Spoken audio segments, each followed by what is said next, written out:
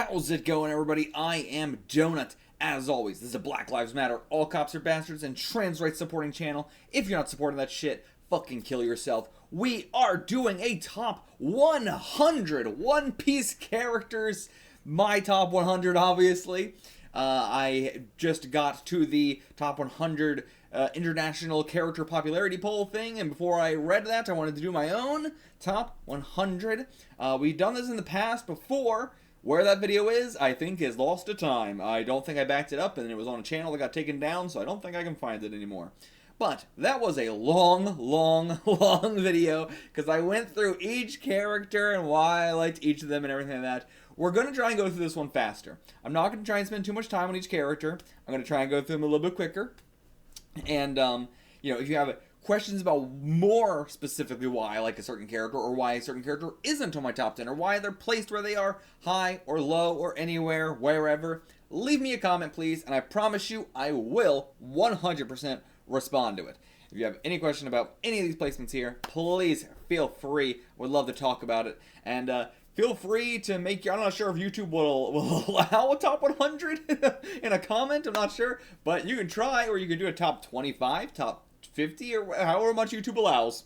I don't know. But without further ado, let's get into this. If you just want to skip the video and you just want to see the list, it'll be at the end. But I think it'd be more worth it to just watch the video as we go through it. We're going to be going from top to bottom, like a popularity poll, of course. So we're going to go through it in like sections like 10, then the 20s, then the 30s, and so on and so forth. Before we get started, let me give an honorable mention to Shanks, because I have no fucking idea where to place him. I could not put him on the top 100 anywhere, because I truly have no earthly idea how I would rank Shanks at this point. There's some other characters where they've had maybe as little screen time as Shanks, and I was able to rank them. But I think Shanks, being from the beginning of the series all the way to the end, being around for the whole thing, but also having so little we know about him, and we've gotten a lot more recently, but also, I don't know, the more we've gotten him recently, I've been falling out of favor with him a little bit, kind of. I don't know, I don't know. I'm expecting to get more soon, obviously, and then probably he'll be able to be easier to rank, but I just could not rank Shanks. He's the only one that I had to just put to the side. It was like, honorable mention, I don't know how on earth to rank this man. So, that aside, top 10. I will say, going into this, I thought that the top 10 was going to be all Straw Hats. That's what it's been for me for most of the series. The top 10 has been all Straw Hats. But I feel like, post-time skip especially, the, top 10 has, now been rivaled with some other characters. Number 1, Luffy. Of course, it's Luffy. It's always been Luffy. When is it not going to be Luffy? He is one of the best characters in fiction, period. He is the man I think about whenever I'm doing anything. If I'm doing anything challenging, I think, what would Luffy do? Luffy is number 1 with a bullet. Every aspect of him is the best. Number 2, Nami. Easily the character I think about the most after Luffy. Of course, she's also unfathomably hot. That's definitely going to add to it. She's one of the hottest characters ever. Period. But also, I still love her flashback. Probably one of the most. Her whole childhood in general. Her relationship with everyone in the village and everything. A lot of the characters tend to be people who have no real connections with a lot of other people. And that's like something very sad about their backstories, is that they don't have a lot of connections. They have connections with like 1 or 2 people. But Nami having connections with the entire village, and it being so different from a lot of other stories because of that. Her forcing herself to try and separate from them. Again, I said I wasn't going to get too much into these characters, but, Nami easily the number 2 for me. And I feel like that's more recent. I feel like I've had other characters in the number 2 slot, especially like Zoro and Sanji and stuff like that. But either way, Nami is now taking number 2 easily for me. She's the one I think about the most, how I feel about the most. She's the most badass of all the women in the series. She has really cool fights. Love her. She is also, out of all the Straw Hats, she is the one who I think believes Luffy will be the Pirate King the most. Out of every single person, she's the one who truly believes it. And, I think also, especially her and Wano, really made her my number 2. Number 3. Speaking of 3, Zoro. 3 sword style. Zoro, easily still my number 3. I gotta admit, I definitely like Zoro a lot more in the first half of the series. But I would say post-time skip, I haven't liked him as much, but there's still a lot of great to love about him in post-time skip. He has had fantastic moments in every single arc. Punk Hazard, Dressrosa, Wano, of course, even now, Egghead and stuff. He's been having, Zoe as well, he's been having amazing moments in each and every arc. It's been, we're eating good, and we're getting silly Zoro again, which is what I've been missing. We're getting a lot of silly Zoro, which is fantastic. And yeah, definitely again, Wano, definitely brought him up again as well. Sanji, I, have always been such a huge Sanji fan. Do I give him a lot of shit? Yeah, of course. If you're a Sanji fan, if you're a true Sanji lover, you gotta give Sanji a lot of shit. He is, the character you just want to make worse. He is the character that you love, but, you want him to stay a goober. Like, a true Sanji fan loves what we did with him in Wano with Black Maria crying out for help and everything like that. A true Sanji hater thinks that's a bad moment for Sanji. A true Sanji lover knows that's a peak moment for Sanji. Sanji is just a character that I really, really enjoy, and like the fact that he has such a strong stance about not hitting women is actually something I really, really, really, really enjoy about him. Does he take it to extremes, like in Eni's lobby, where it's like, we're trying to save Robin, but you want to attack her? Yeah, but at the end of the day, I would rather Sanji hold to his ideals than not. Which is why I'm still a little bit upset that he hit Big Mom. But again, we've talked about that. Sanji's perfectly fine hitting women that he finds ugly. We've seen that many times throughout the series. He likes to pretend, but no, he's willing to hit a woman if she's ugly. But yeah, I during Whole Cake Island, if you've seen my reactions, I was saying it all the time. I love Mr. Prince and I love Love Cook. I love both of them. I love Pervert Sanji. I want them both. So Sanji, number 4, easily. Love my pervert man so much. Number 5. First non-straw hat. Number 5. Who do you think it is? My first favorite non-straw hat. It's Odin. I thought it was going to be someone else. I'll keep it a little secret, but I thought it was going to be someone else. But Odin is my number 5 for sure. When he was introduced, I lost my fucking mind because I went from person who didn't give a shit about Odin at all. Like, we had a lot of talk about Odin from Punk Hazard to Zoe to Whole Cake Island. And can we talk about it in Whole Cake Island? I'm not sure. Probably, maybe once or twice. But either way, maybe not even. But then when we finally got it, like, it was one of those characters where I'm just like, I'm going to like this more in retrospect, but it's hard to, like, understand everything everybody's saying about this guy at this point. But then the first chapter we get of him, it was like, oh, I get it. I get it all. I understand everything we've been saying about this man for arcs after arcs after arcs. I get it. And every chapter was just, I get it more and more and more. And he was such an immediate... Wano did such a great job of making me love characters like Odin, Roger, Whitebeard. For characters who I liked Whitebeard plenty previously. Roger, could I say I liked previously? As a concept, sure. But Wano was the first time where we got to see, oh, he's a fun, adventure-loving guy, too. Odin's a fun, adventure-loving guy, too. Whitebeard, not as much. But again, we got to see more of him in a casual environment, which is very nice. And so, I just love that Odin really just feels like exactly all the same reasons I love Luffy. Roger's all the same reasons I love Luffy. Whitebeard not as much, but it still gave us a chance to see more of him and stuff. But Odin... just, he's just one of those adventure-loving guys that I love so much. He's got a strong personality. Immediate introduction, cooking the Odin pot on the guy's bones. Beautiful. I mean, everything with him for Kaido.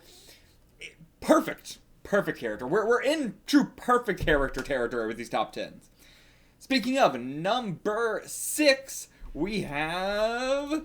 Frankie at number 6. I feel like Frankie used to be my number 2. I feel like at one point he was my number 2. And, he's gotten less to do over time, but still, that does not prevent him from being within, my top 10 and everything like that. And being my, 5th, top 5 for Straw Hats. That says a lot. He's my number 5, top 5 for Straw Hats, number 6 overall here. But, again, his personality...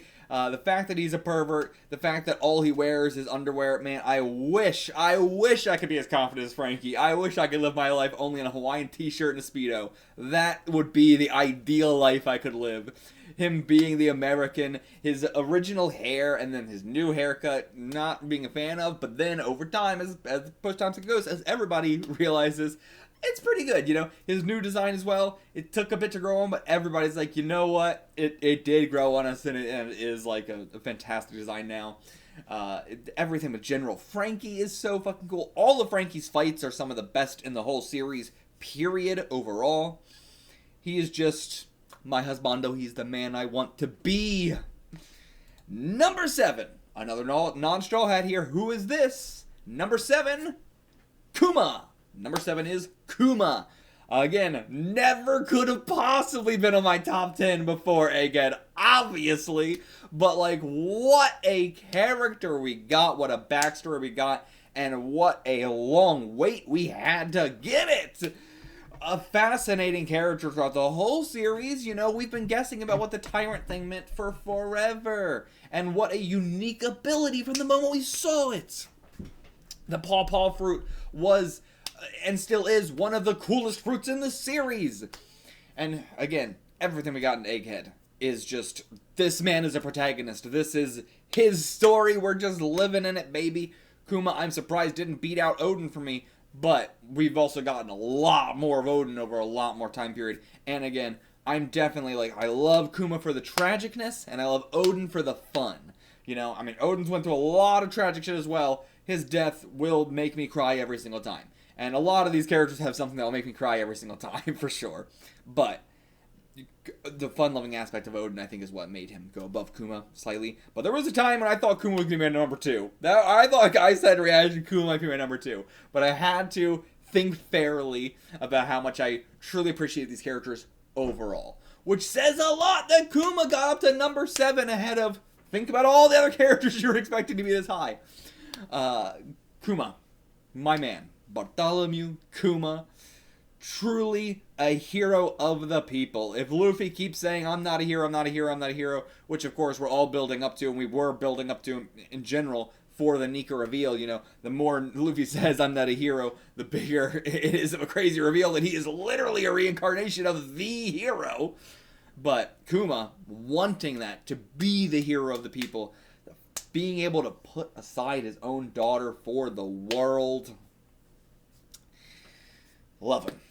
Number 8. Another non-straw hat here. Actually, we're going to have quite a few non-straw hats. We get to the next straw hat. Luffy, Nami, Zoro, Sanji, Frankie are my top 5, and there's a bit of a gap between any others. Surprising to you guys? I don't know. But surprising to me, honestly. Number 8 here. Yamato. Why did I do 10? Yamato, number 8. I don't know why I'm doing this every time. I'm going to run out of fingers very quickly. Number 8, Yamato. What an amazing, perfect character. Once again, as I keep saying, we're in perfect character territory here. And Yamato exemplifies just my favorite kind of arc character. You know, not a villain, an ally, yes, but also someone who is insanely strong, has a deep history with the place, has a lot of connections to everybody there, has, like, you know, a really cool fighting style, and an insanely cool design. You know, everything about him is just perfect. Incredible. What a amazingly queer character as well. He, him titties are the best thing on the goddamn planet. And Oda going full force the he, him titties. Thank you, Oda. What more could be said about Yamato, about Odin number 2? I've got 2 Odins in my top 10. But, yeah, again, trying to spend less time with each of these characters. We're going to be here for 1,000 years. Number 9, another non-straw hat. Who do you think it is? It is Sabo. My boy Sabo, the flame Emperor, the second in command of the Revolutionary Army, inheritor of the Flame Fruit, one of the ASL brothers, the first to set out far before Luffy, far before Ace, the youngest to set out to sea, except for maybe Bonnie. But I don't know, was Sabo actually younger when he set out to sea? He might have been. You know, his whole character being an encapsulation of the world. You know, the Goa Kingdom being an encapsulation of the world, but Sabo specifically being the example of, you know, corruption in this world, and of, you know, even the rich, you know, some people being born of the rich, even seeing the fault in that as well. Sabo just being the encapsulation for a lot of other characters in the series. And, of course, he's a cutie patootie. I love him. He's so fun as well. Love him. What's not to say? Love him. We're still in perfect character territory. Number 10, final one of the top 10, we have, who do you think it's going to be? Another non-Straw Hat. It's going to be Ace. Okay, they can't do that anymore. No more of that. Ace is number 10. I feel like a lot of people would have Ace higher than Sabo, but I do appreciate that there is a bit of a argument to be had about, you know, like there is fighting going back and forth between who's everybody's favorites are. Ace was truly the original brother that we all loved. Having just a sudden brother to Luffy, crazy cool reveal. The tattoo, what did it mean? Getting the reveal of that. You know, the tattoo on his back, and what did that mean? Whitebeard, who is this guy? Getting to see Whitebeard. The introduction to Blackbeard. You know, the filler we got in Alabasta taking care of Luffy. And of course, everything in Impel Down and Marineford, and everything since in Wano, and everything, you know, all the connections that keep coming back to Ace Dressrosa, fighting over the Flame Fruit. Everything about it is so perfect. He is maybe like the pinnacle of like sudden brother character, you know? When I think of like, you know, brother to the main character, like Ace is the pinnacle. He is the example of how to do it. And fuck if he ain't one of the hottest guys in the whole goddamn series. That's the top 10. Moving on to the 11 through 19. I don't know what to call that. The 11s? the teens. The teens. Moving on to the teens. Number 11, we've got Kinemon. I fucking love Kinemon. I really thought some other characters were going to be higher than Kinemon. I didn't think he was going to get that high, but I love Kinemon. Is he a perfect character? No. We're not in perfect character territory anymore. We're maybe in like 99 percentile good. But still, I want to make a distinction. Kinemon is a character that, again, from the get-go, from the moment he was introduced, chapter 1 of his introduction, loved him. He was so funny, he had a fantastic design, he was a pervert, and, you know, he is our connection to the land of Wano, which, once we, you know, we knew about it a little bit with, like, Thriller Bark and stuff like that, and that was hype, but I remember in Punk Hazard getting that phone call on the Din Din Mushi, getting the transponder snails, hearing about the land of Wano and everything, and the samurai, and oh my god, the goosebumps, the chills I got. It was, Kinemon was our connection to that world for so long, and he was on the crew, maybe arguably, longer than Vivi, I think. And, again, his whole, everything with him in Wano was also fantastic. Him being the leader of the Scabbards, him having this whole crew, we, you know, thought he was such a cool-ass guy when he was the, you know, father of Momo and doing all this for that. And to find out that he is just doing this for somebody else. He is, you know, a vassal. He is a part of these vassals and everything.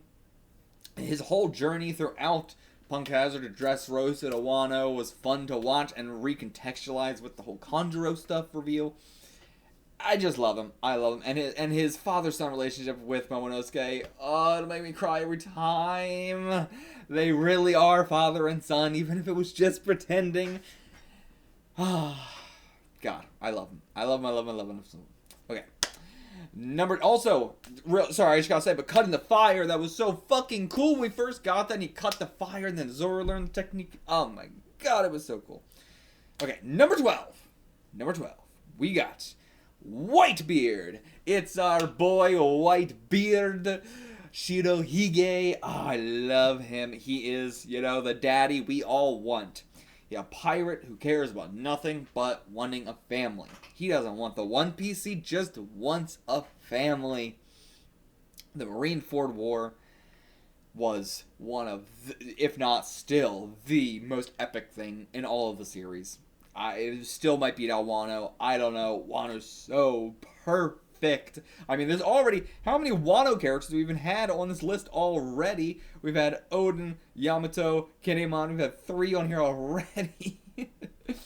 But, Whitebeard is just... He's the dad we all want. What more can I say about that? The fucking Quake fruit. Unfathomably fucking cool. His death... No one will ever be cooler. Sorry, Odin, but that death from Whitebeard is beyond epic. I mean, Odin comes very close, though. He do come very, very close. He do. And everything he did, all of the war, just for Ace, for one of his sons. The Squardo moment as well. This whole crew I've just been obsessed with for forever. Like, the fact that, watching reactions to Wano, and some people are like, oh yeah, Izo, wasn't that guy on Whitebeard's crew? And it's like, for years I was like, when are we getting Wano? I want to see more Izo. I want to see where Izo came from. I want to see more of Vista. I want to see more of the fucking guy who pulls shit out of his pockets. And I want to see more of Marco, obviously. I want to see more of every single person. Jozu even. Like, they're all so cool. And I wish we got more of them, but that's number 12, Whitebeard. Number 13, Bonchan, Bonkure, Bonclay, Mr. Two, Bintham, whatever you want to call them. They are there for you at any moment, truly. How many fucking fake out deaths have we had with this guy? And how many more will we have? I don't know. It's surprising. I feel like we're kind of done with him now. I feel like we are fully done with him. Will we see him again in the series? Maybe for the final war and some of that. But it actually does feel nice to just let him relax. Just have fun in level 5.5 and Belt Down. Just enjoy the time there. But truly, again, a fantastic queer character. A queer character that every single person under the sun loves to death. Having Okama Way on his back. God, I mean... I really appreciate, the amount of, hyper queer characters we have in One Piece, because you can get some queer characters in a lot of other series, but they're always about respectability politics. And I respect that Oda is, very rarely thinking about the respectability politics of anything. One Piece is such a kick in the face of respectability politics, and Bonchan is such a clear example of that. Yamato is such a clear example of that. Fuck your goddamn gender norms and everything. They'll be whatever the hell they want to be. And, again, the introduction of Bonchan was amazing. Again, another pervert. Love the perverts. I'm a pervert. I love the perverts. What can I say? What can I say? But, yeah, a true amazing friend. And a character that, I would have been totally happy if they just joined the crew forever.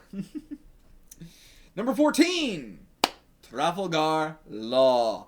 I thought he was going to be higher. I really thought he was going to be higher, but I think, the more serious he's gotten, the less I've kind of enjoyed him. I liked him when he was, a little bit more smiley and goofy and stuff like that, but how can I not have Straw Hat's boyfriend in my top 20 at least? His, entire thing of just seeing Luffy and then being like, I am going to stake everything on this boy.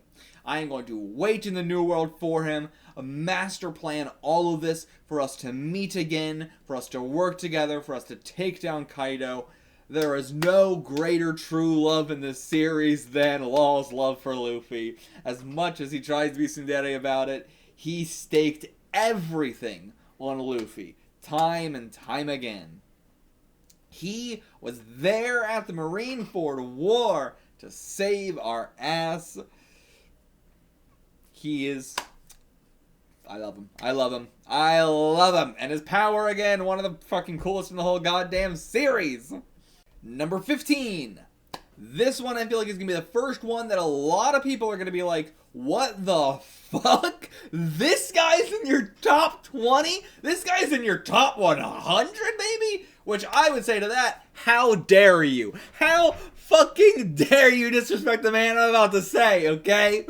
Because this man deserves to be in people's at least top 50, I think. And too much time has passed, and people have forgotten him, but he is fantastic. A lot of us were not reading the series that was coming out here, and a lot of other people skipped this fucking arc, or a lot of other people skimmed through it or didn't think it was that amazing or whatever. But now everybody loves it. You know, Skypea.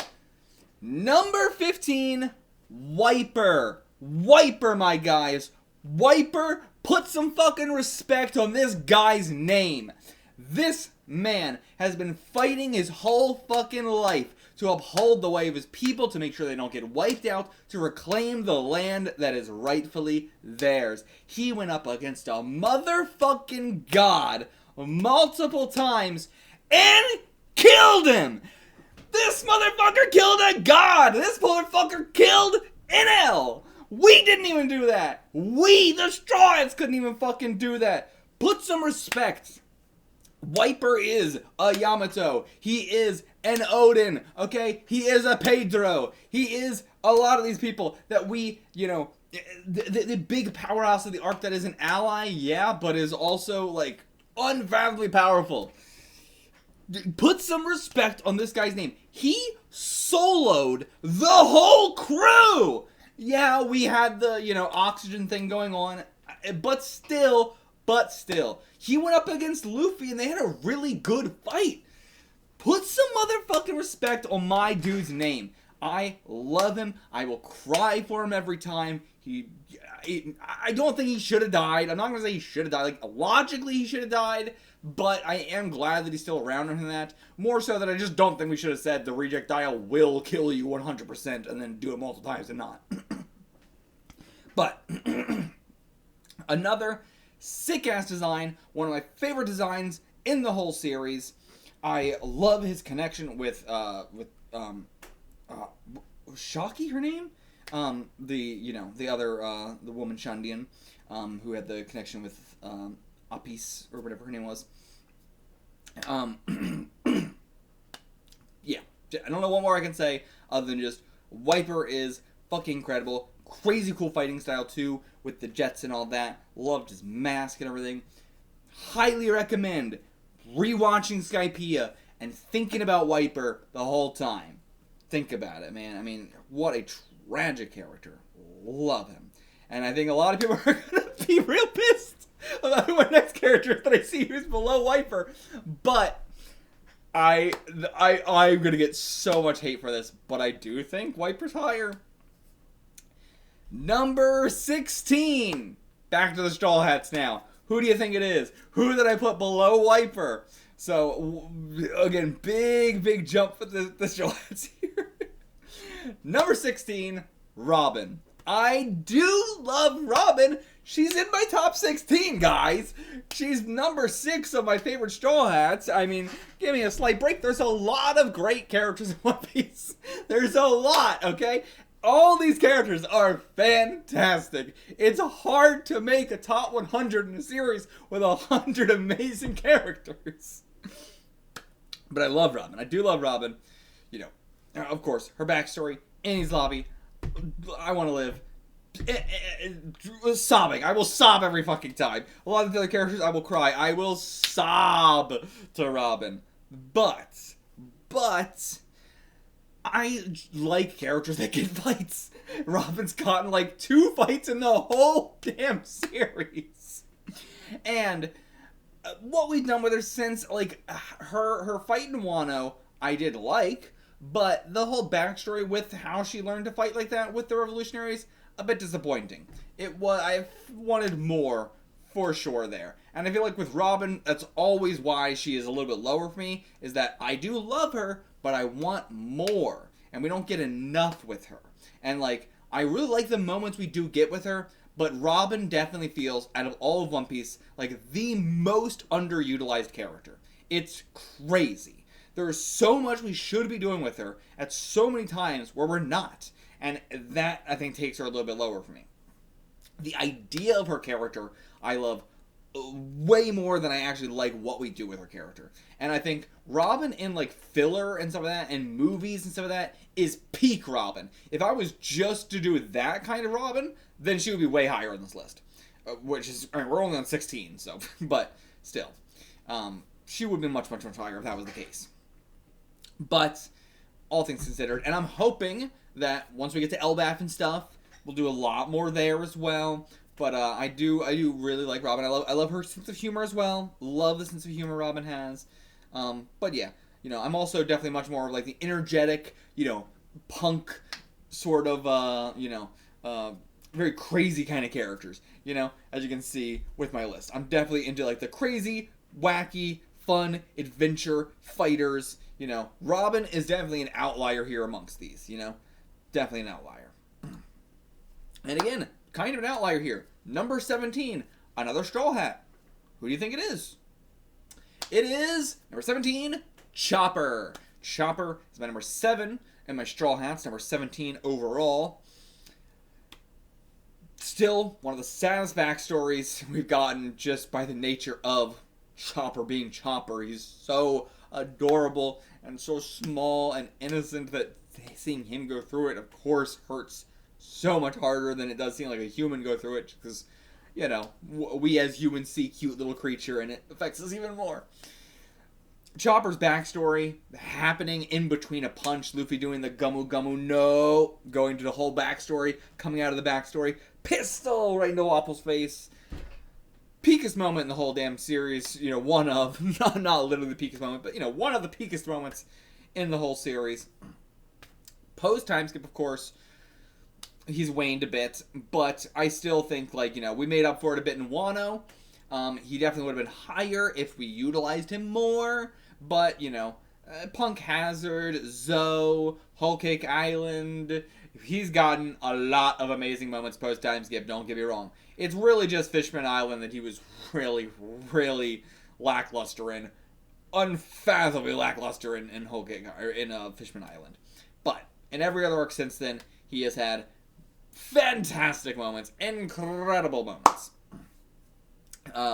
Even like Chopper and Frankie's body and Punk Hazard is such a highlight. I love that as well. The baby geezer stuff we got, and Chopper is like, honestly, I think he's been rising more, maybe, you know, even post time skip than he was before, because I did like him a lot before. But, I don't know. It's tough to say. A lot of the Straw Hats I've been, like, moving around a lot more. Again, they used to be my top 10. Now they're all over the place in this list because the more the series goes on, the more we're focusing on other characters now, finally, which I do appreciate, but that also means less for them. Next up, 18. Another non-Straw Hat here. Number 18, Fujitora. Fujitora, my guy. Isho. Again, really cool power, really cool design, really cool concept for a character, and, like, our introduction to the new Marines. The Marines that have been drafted in. He is, you know, I love a good character who is the introduction to a whole group of people, because they tend to be the, you know, pinnacle of that. And so, Fujitora is the pinnacle of the new Marines in terms of, the government can't quite control them, you know, and they can't quite control, they're more powerful, and they're more ideological in different ways than the Marines would want them to be, or the world government would want them to be. And Fujitora is a perfect example of that. The fact that he blinded himself because of what he saw in the world. You know, still waiting for whatever that whole backstory is exactly. And how immediately tied into the politics of everything and the main overall plot of the whole series he has been. Very, very promising. Very, very promising character. And, yeah, like, we haven't got a whole lot with him, but he's still so high up just because he is definitely my favorite out of the Admirals. For sure. For sure. Then, number 19, another Straw Hat here. Who do you think it is? Number 8, in terms of my favorite Straw Hats. Who's still around? Who we still looking for? It is Jinbei, my big fishy boy, somebody I was excited to get a part of the crew for so long. A lot of other people were like, I don't know if he's going to be. I wanted Jinbei. I've always been a Jinbei fan from before he joined the crew, before I even thought he was going to join the crew. And I had been saying forever, he made sense to join the crew. Because when people were saying, we're not going to get any more crew members post-time skip, my thing was, I kept saying, Jinbei's been around pre-time skip. He's been with Luffy for a lot. He was there with Luffy when he had nobody as well. Jinbei knows Luffy. He can be on the crew because of that. And then we also had like Yamato, who, you know, had a potential to join for very similar reasons. I like that sort of thing that we were doing. We're teasing about, like, you know, is it right for them to join at this point in time? Like, Brook was the joke one. Brook joined jokingly so late, and we haven't really filled him in on anything. He's so clueless about 99% of the stuff that goes on. And once Jinbei got a part of the crew, I love the comedy we do all the time, where, like, you know, Sanji runs off to go to the women, and Jinbei's like, oh, you must be going to fight a powerful foe. I gotta learn how to, you know, fit in with this crew more and do my own thing. And, you know, I just love every time he comments on, like, oh, this is how the crew is. I gotta be more like that. I gotta be more like that. Truly the opposite of Law. The exact opposite of Law. His whole backstory as well, fantastic. Him going from, like, Jinbei is such an amazing character for going from the pinnacle of respectability politics to fuck all respectability politics, I'm joining this random crackhead and we're gonna go fight the government. Like, love it, what a great character. He is so, the fact that as he's gotten older, he's gotten more rebellious. You love to see it. The fact that, again, like Kuma, he is willing to be like, I'm going to risk my people for the sake of bettering the whole world.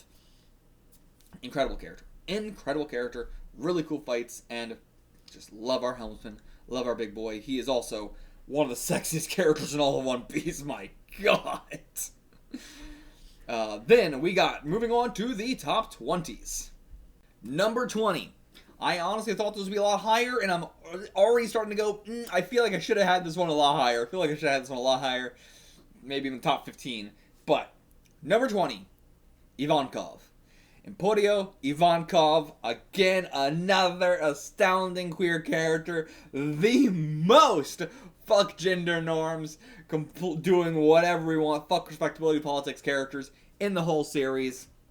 The fact that they were based off of Oda's actual trans friend in real life adds so much to the character, and also just why so many of the, you know, characters in One Piece are so fuck respectability politics, because Oda is friends with a lot of trans people like that, you know? People try and act like Oda is transphobic, despite the fact that Oda is friends with a lot of trans people who are trying to break gender norms and that, trying to be, you know, like, everything we've been talking about.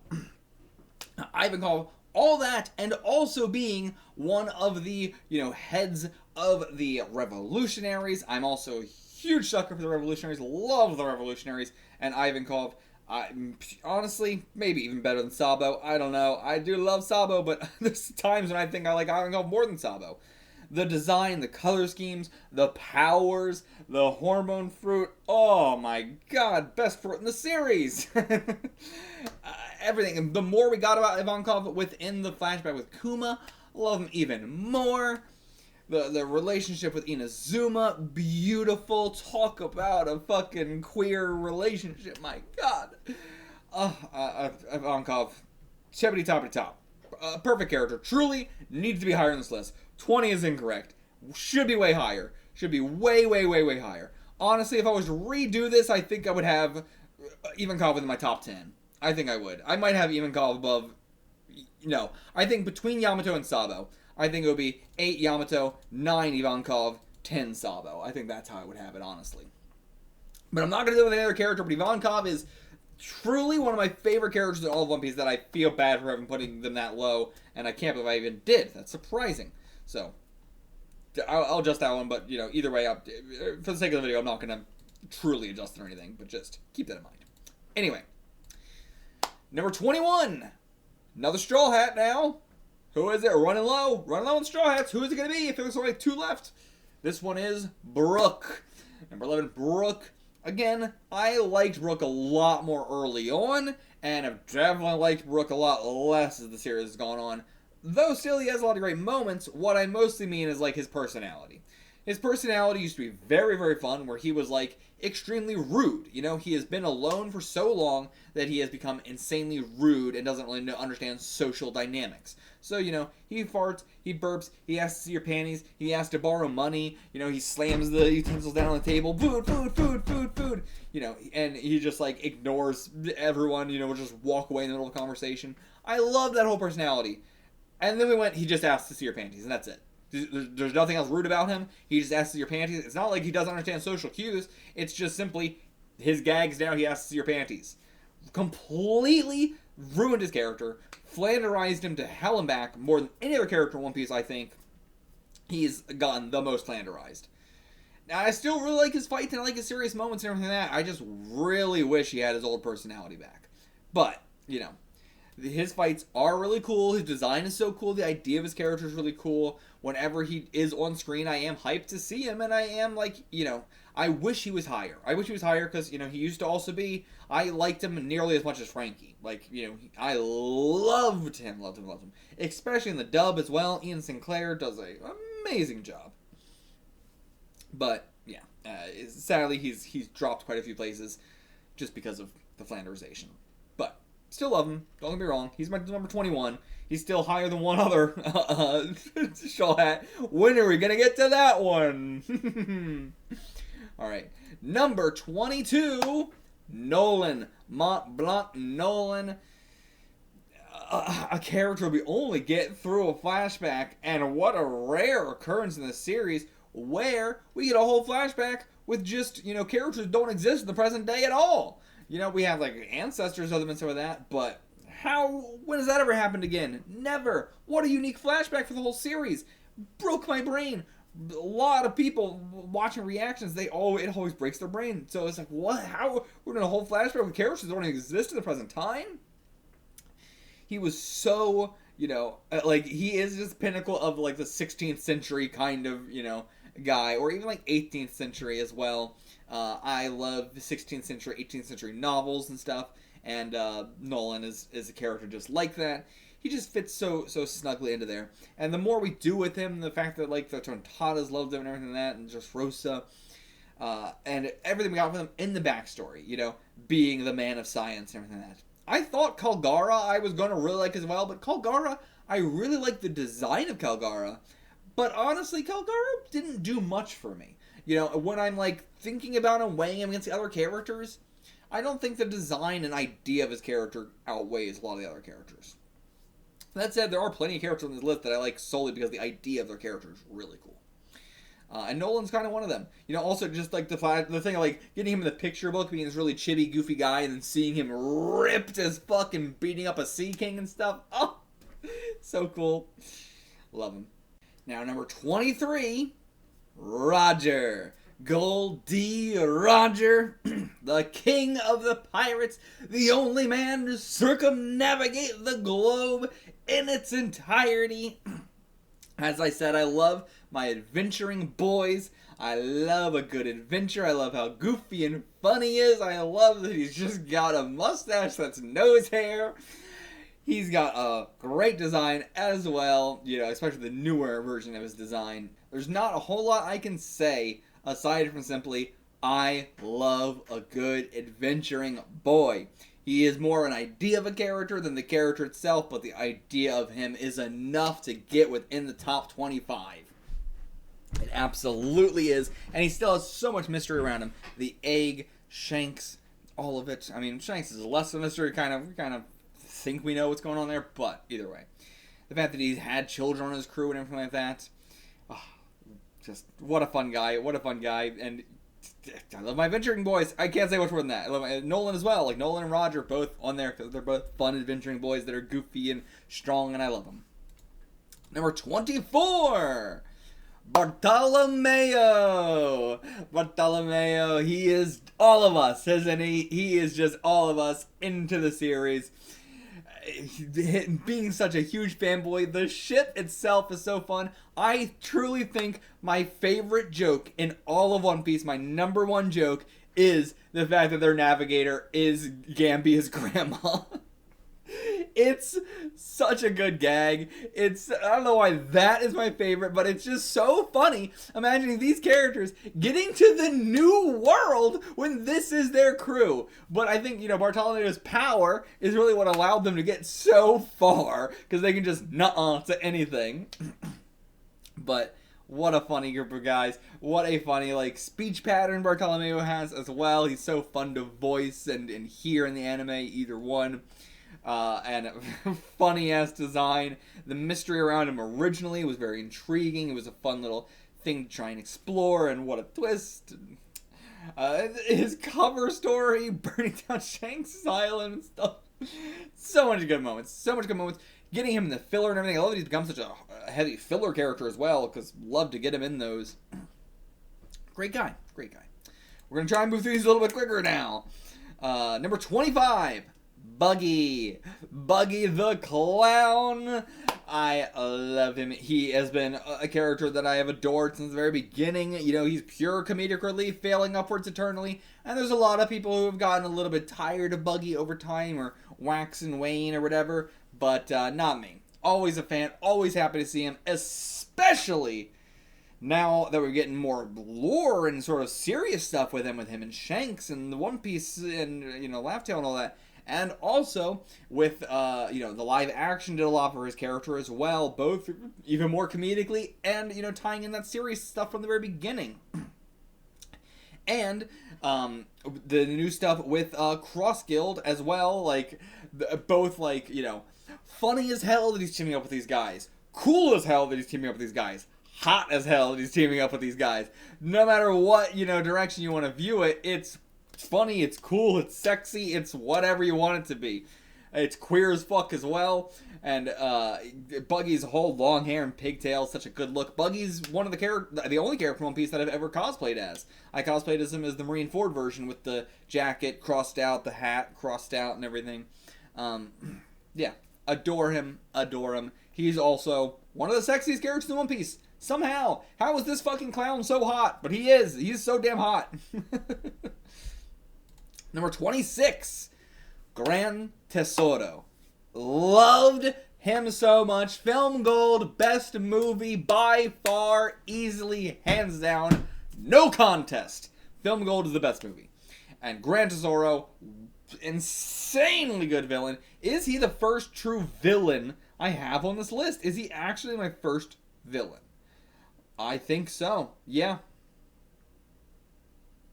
I'm not counting Buggy. I am not fucking counting Buggy. But if you want me to count Buggy, I'll count Buggy. But otherwise, serious villain or for serious villain, Gran Tesoro is my favorite villain in One Piece then. Still, he is a kind of character I just cannot imagine the manga ever doing. And I am not afraid to have, filler characters on this list. These are technically canon characters, so I think Tesoro is also canon. I'm not sure. I know, Zephyr, Zed, and Shiki are, but yeah, I don't know about Tesoro. I think he is. Either way, I don't really care. I'd put filler characters on this list. There might be other filler characters. I don't even remember.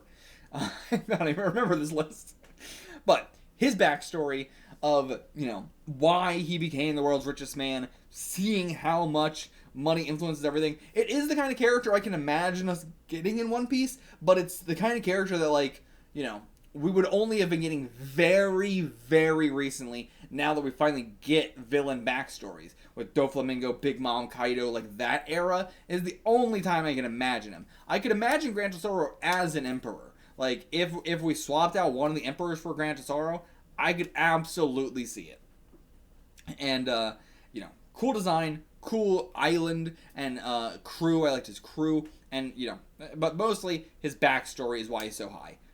Beautiful backstory, amazing backstory. The way it was executed as well in the movie was insanely well done.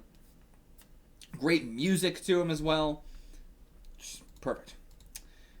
Then, number 27, we've got another villain.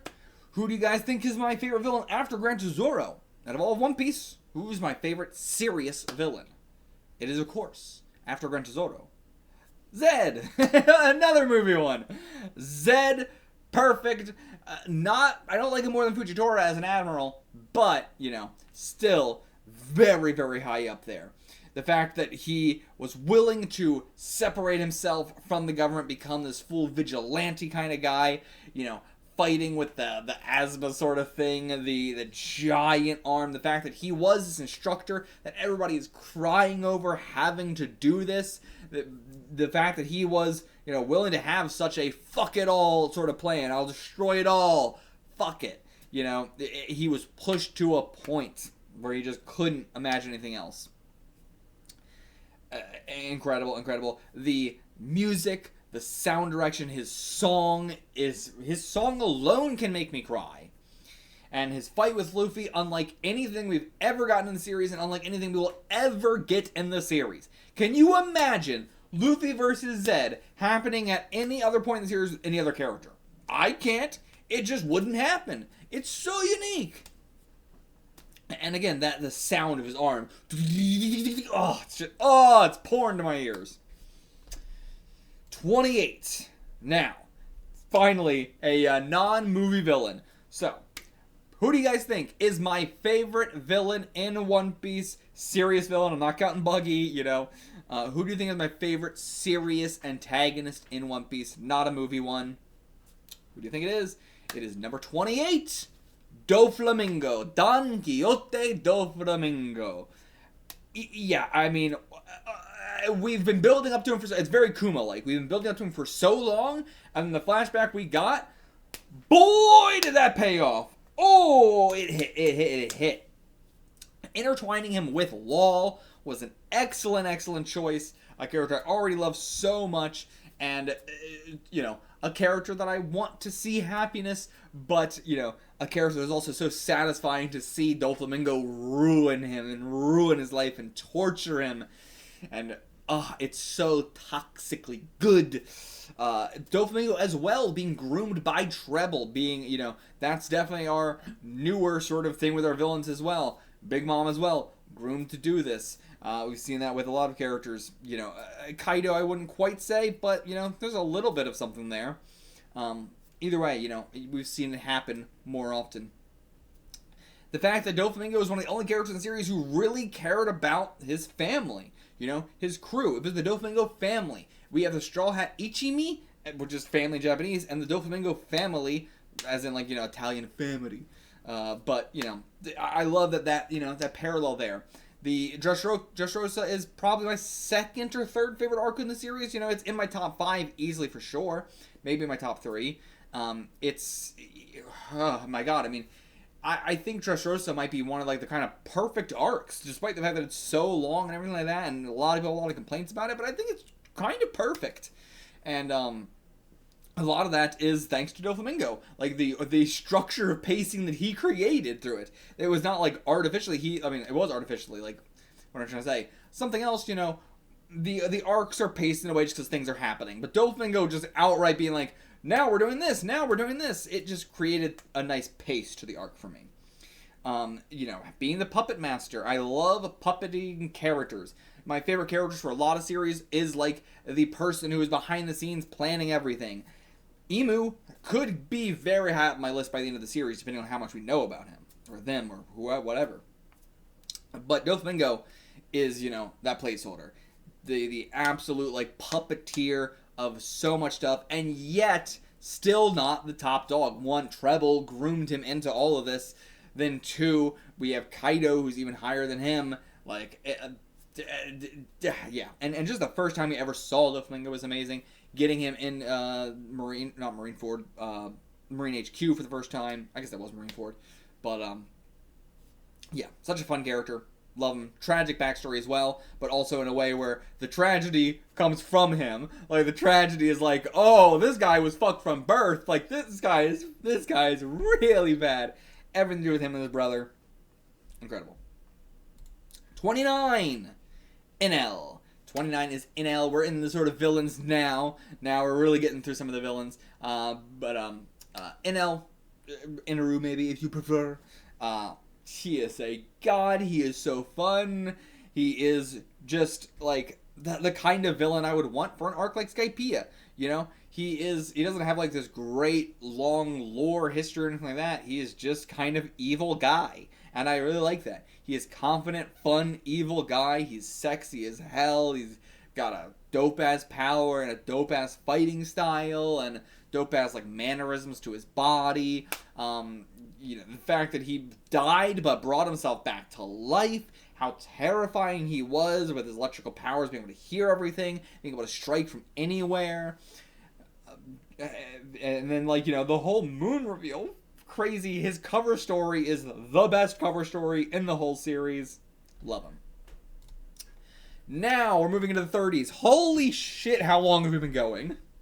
We've been going for an hour, and we've only gotten through half so far. No, not half. I'm sorry. We went through...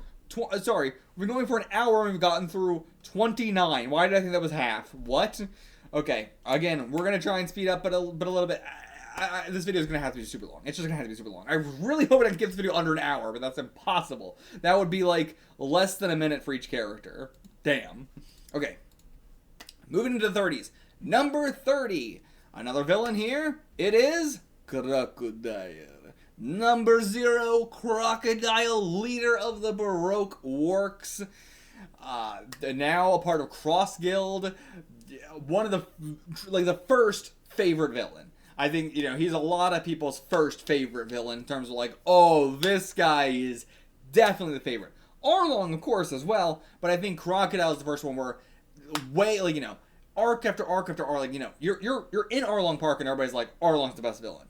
But Crocodile's the one where it's like, no matter how far you get in One Piece, most people are still like, I think Crocodile's still the best villain. Like, he is the James Bond villain. Again, cool-ass powers. I'm going to be saying a lot of similar things, but I just want to, hit all the bases. Dope-ass design, dope-ass laugh, super dope-ass laugh, and voice actor, and everything. The fight, incredible. Again, a very stripped-down fight. The fact that it's just bloody knuckles against him in the end, beating him up through the ceiling all the way up into the sky to come back down, the perfect end in the rain coming down again. His whole organization, he's dope. And everything we got in Impel Down and Cross Guild and everything. 31, Arlong. The original favorite villain, but one that I feel like is quickly overshadowed by Crocodile. But give him some flowers. This guy was a great, great villain. He is a villain that works so well because at the time, he is such a despicable, evil piece of shit. But then as the series goes on, we learn, you kind of understand where he was coming from. And do you agree with it? Absolutely not, because he's still hurting innocent people. But it's one of the things where it's like, oh, yeah, I can, obviously he's taking out the wrong people, but you understand kind of where he's coming from. And I think the live action did an excellent job of that. They kind of blew a little bit too early with it, but at the same time, understandable why you want to get that out from the beginning. And it was stuff that Arlong was saying at the time and everything, but I really like the difference between him and Jinbei and Fisher Tiger, all three of them, the differences in their stances and everything like that. And of course, Arlong wasn't this kind of guy. He was this kind of guy because of what happened to Fisher Tiger. And, that's really what spurred on all this.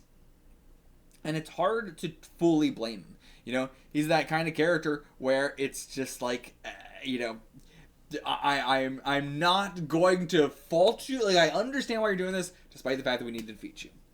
And, having such a, the fact that in order for him to feel, the fact that him getting his revenge is also taking out on this tiny little girl is, despicable. It's, he's so perfectly evil as a shark as well. It's amazing. Number 32, Big Mom. Big Mama herself, Charlotte Linlin. A whole family pirate crew, so cool. The first Emperor we really got to, take a crack at. The first real Emperor arc, essentially. Getting a whole backstory for her as well. That was crazy. Crazy backstory. A villain that you love to hate because she's just you're not hating her because she's super evil, really. She is, but she's very Disney villain. It's very easy to hate her just because she's Disney villain. You don't need to have a very justifiable reason to hate her. Even though there is plenty, you just look at her and you go, villain. You know, she's got that going for her, especially. Cool ass fighting style with the souls and all that, and combining different things to do all this different stuff. The fact that she is such that this big granny, but she's flying around so fast on Zeus or Prometheus or whatever. The fact that she's a swordsman in her own right, in a way. And, like, you know, the different versions of her we've gotten through the past. Another character that's been groomed into being a villain, which I'm always a fan of. Yeah, just, and the different, like, I wasn't a big fan of the Amnesia, but I do like that we've gotten different states with her, you know, Olin as well. Like, there's just so much fun we've done with her. Her connection with Otama, so much to love. So much to love.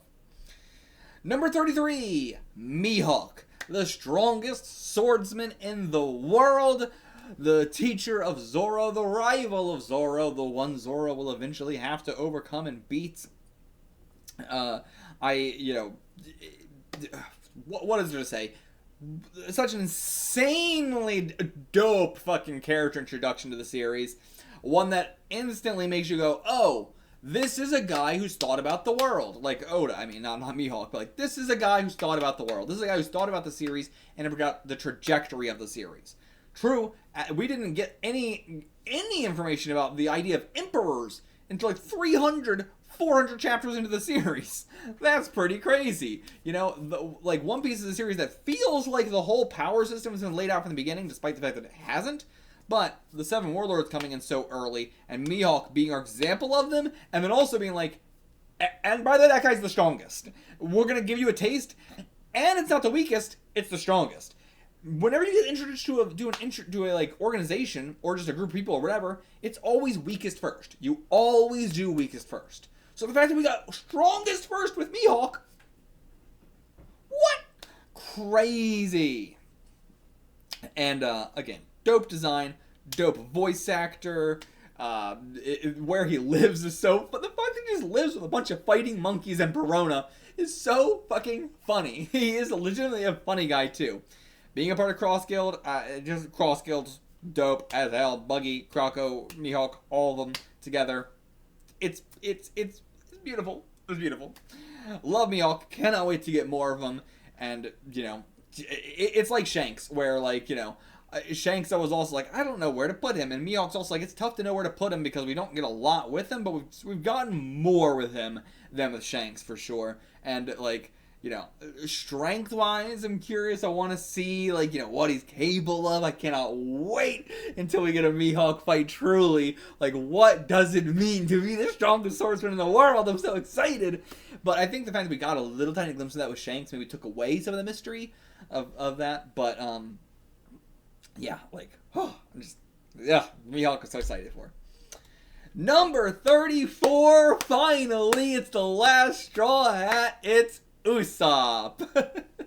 I, at all time, was like, is Usopp, do I even put him on my top 100? Do I like this guy anymore?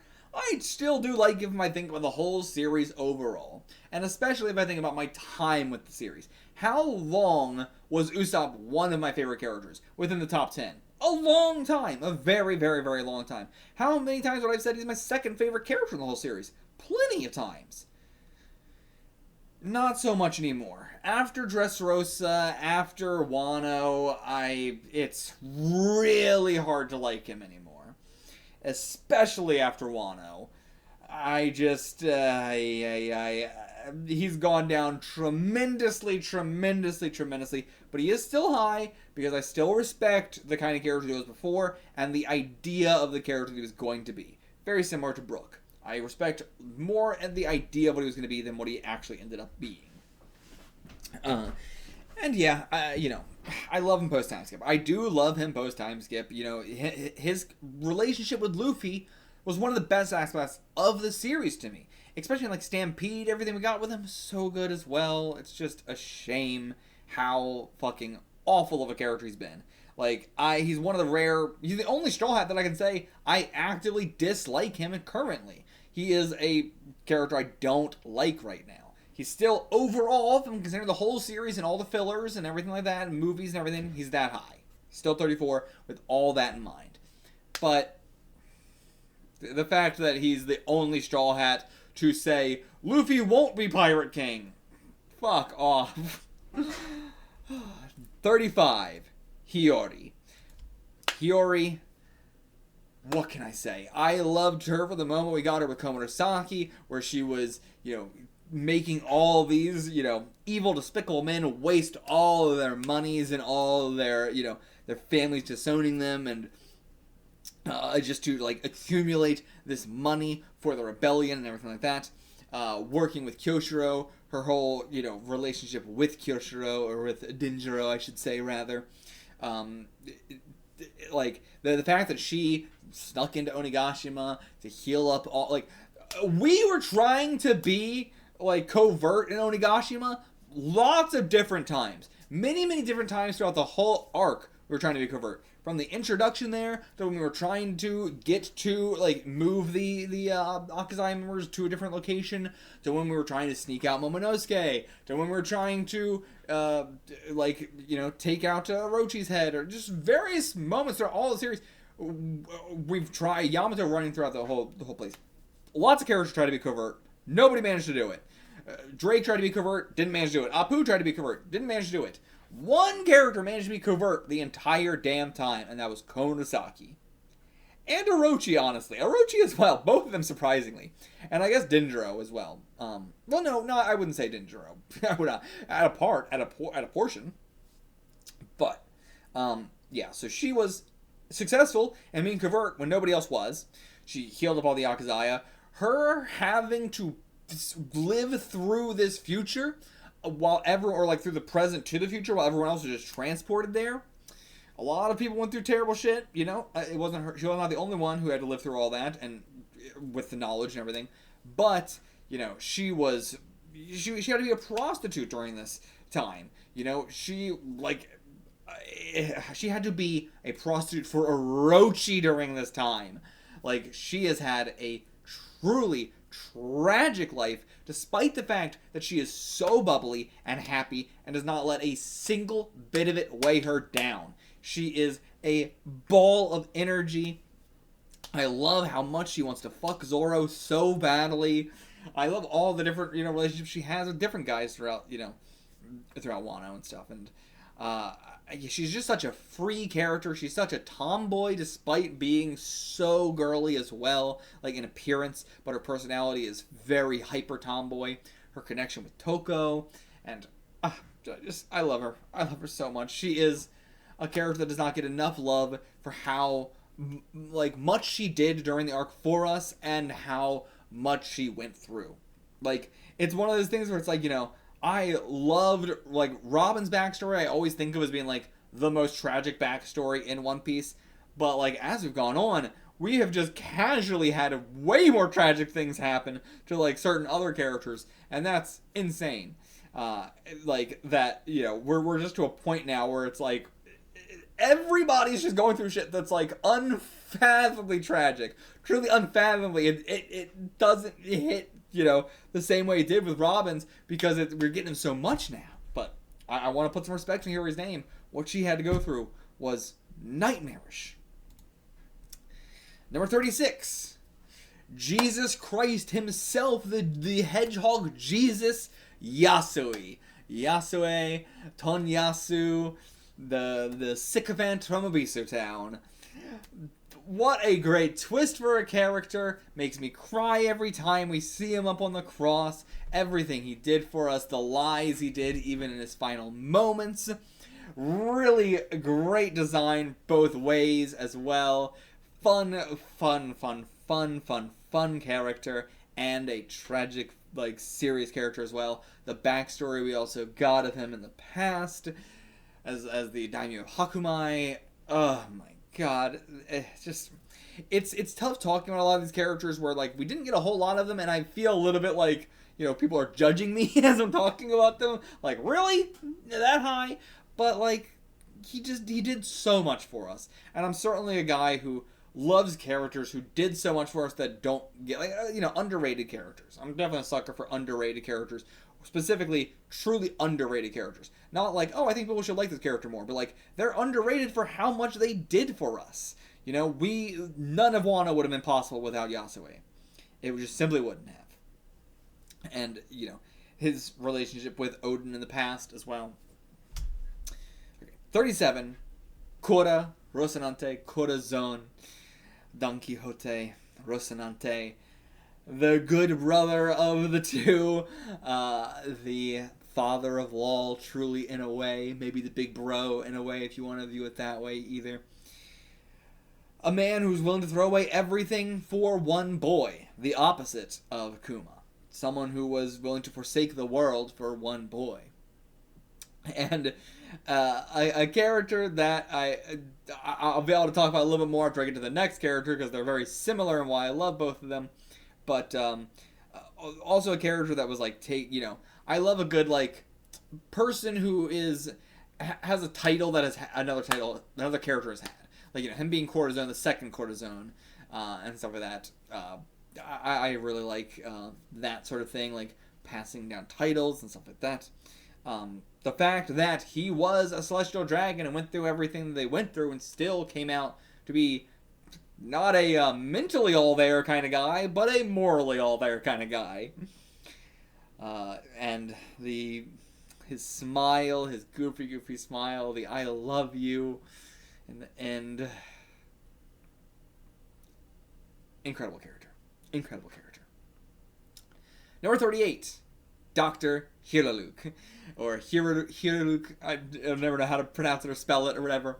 There's many different versions of it, but Dr. Hiraluk, easily right there with Korra. Specifically, the manga version of Dr. Hiraluk. The anime version of Dr. Hiraluk is so watered down that, he's just not that interesting to me.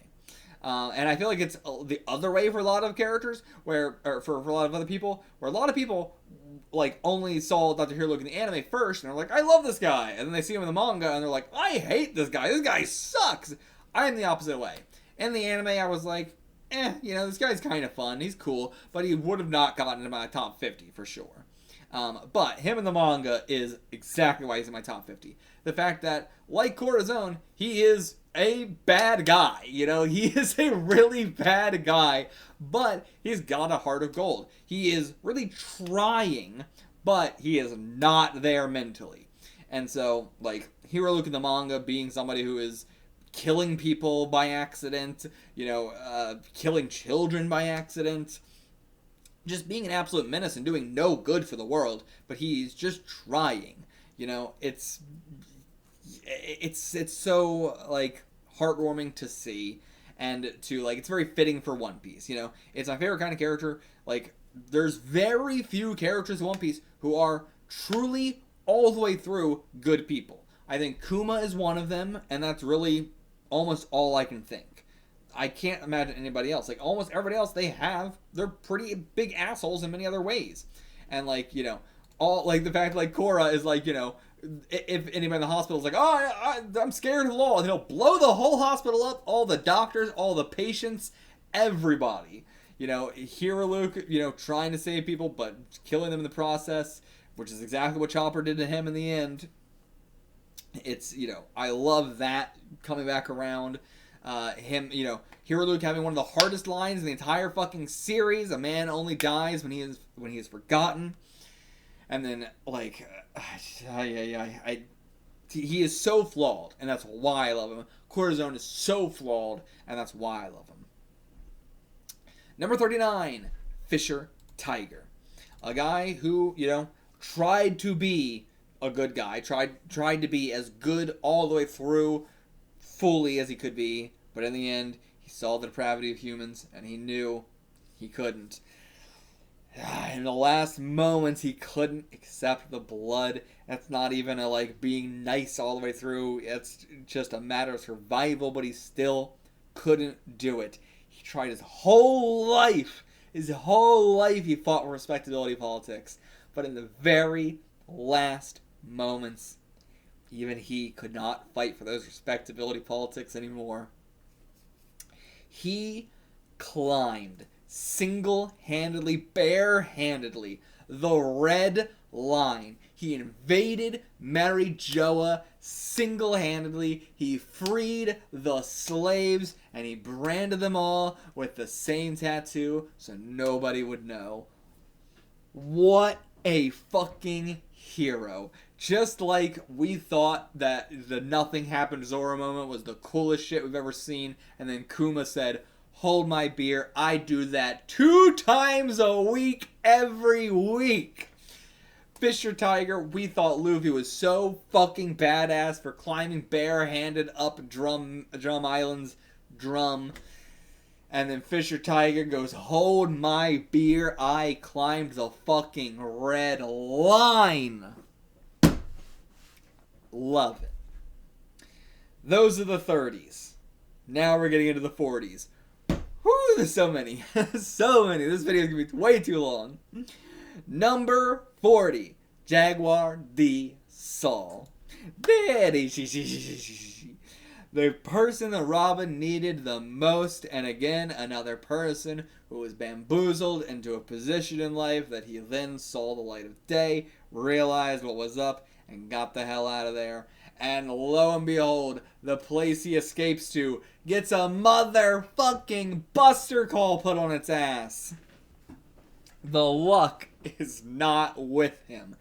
The fact that he is a D, he's like the outlier of D characters we know. Why is he a D? Something so interesting about that. And someone who is just got out of his own terrible situation is now should be living his own life, but then instead has to give up his life to allow Robin's to go on. Beautiful. Number 41, Zeph. Head Chef Zeph, the true father to our boy, the love cook, Sanji. Again, another flashback that will make me sob my motherfucking eyes out every single time. Another character that was watered down and ruined by the anime, but in the manga, what a fantastic character. In live action, thank God they kept with that addition, with the manga version of eating the leg. The owner, Zeph, thank you. Everything you've done by Sanji gets me every single time. Zeph for the live action also, so impeccable, raising him up even more. And the flashbacks we got with Zeph in Whole Cake Island, oh my god, I'm gonna cry just thinking about it, but men don't hit women, it's a rule that's been around since the age of dinosaurs. The fact that, Sanji always calls Zeph the dinosaur. Oh my god, that reasoning for why Sanji doesn't hit women is enough to make me cry. Truly. I'm thinking about it just now. And Zeph having that exact same mentality. Oh my god. Number 42. Dadan. We're in a bit of a, mentor characters, little thing here. Tried to group some of the characters so it was a bit easier to rank them when they were grouped and stuff. Dadan. I've said, I do think we'll probably learn about Luffy's biological mother at some point, just because, I don't know, but it just feels like it would be a great lore reveal. I want to know what it is, even if it's not anything important. I really want to know. But Luffy's true mother will always be Dadan, for sure. The fact that Dadan also punches Garp in the face, is beating him up, and, making Garp deal with what he did. That the only reason Ace is dead is because Garp murdered him. There is no one else at fault. 100% of the fault for the reason Ace is dead is because of Garp. It was a straight up murder. And I appreciate Dadan being real enough to be like, you don't fucking get the right to cry or feel bad about this. You don't even get the right to feel guilty about this. You just have to accept the fact you murdered Ace. You murdered your motherfucking grandson. You murdered my child, my son. You never gave a fuck about these kids. You left them with me. You are a despicable, terrible, awful fucking grandparent and a terrible human being on top of that. Truly, Garp, one of the most despicable, evil, worst motherfuckers in the series. Number 43. This one is probably going to get a lot lower as time goes on. But right now, fresh off the arc, number 43, Guinea. I love the Revolutionaries. I already loved Bonnie, so she had very similar design. I loved the Bonnie design and from that. But her being a part of the Revolutionaries, her entire relationship with Kuma, the fact that she was so open about everything, wanting to get married and being in love with him and everything like that, and it didn't end up working out, her horribly tragic backstory. Whew. The moment of her finally getting to eat, and just the size difference between her and Kuma, love that. Her being, you know, connected with Eva and being like, you know, best friends with Eva. The fact that they were working together to help, you know, like even at that young age, seeing that they were doing all this, then, you know, the plan for the fruits and everything like that. It's just, I love them. I love the Revolutionaries. And speaking of, number 44, Bello Betty. Yes, she's hot as fuck. Yes, I love that she's a lesbian. Yes, I love her power. And that's really it. You know, there's not a whole lot more going for her, but that's really it. It's the design, it's the queerness, it's the fact she's got women fawning all over her, it's the fact that she's, you know, got that confidence, and the fact that she is part of the Revolutionaries, and her power spurs on the revolution and everybody else. Love her for that reason. But it's definitely much more of like an idea of a character more than like the character itself. Like, don't get it twisted. You know, there's a lot of other characters on this list, and it's like, they should definitely be higher than Bello Betty. But there's just something about... I do think Guinea and Bello Betty I probably should have put way lower than I did, honestly, now I'm thinking about it. But the idea of Bello Betty is so cool that she's that high up. But I do think Guinea and Bello Betty, in retrospect, probably should have put way lower, honestly. Number 45, Kiros. Kiros. What a man. What a father. What a husband. What a fighter. What a champion. Protector of the land. He, again, is just a character where I'm so shocked we got so much backstory with a guy like this. That, you know, like, whenever we get a long backstory for a character that's not, you know, one of the Straw Hats or Supernovas, I'm just so shocked. And it was more his backstory than Rebecca. Like, we got Rebecca's backstory first, but, like, his was so much longer and more in-depth. And again, like, top 5 moments that will make me sob the most in One Piece is Kiros sobbing over the kingdom being saved, him, you know, stoically walking behind the rock, and then scream crying. Oh, I'm tearing up already.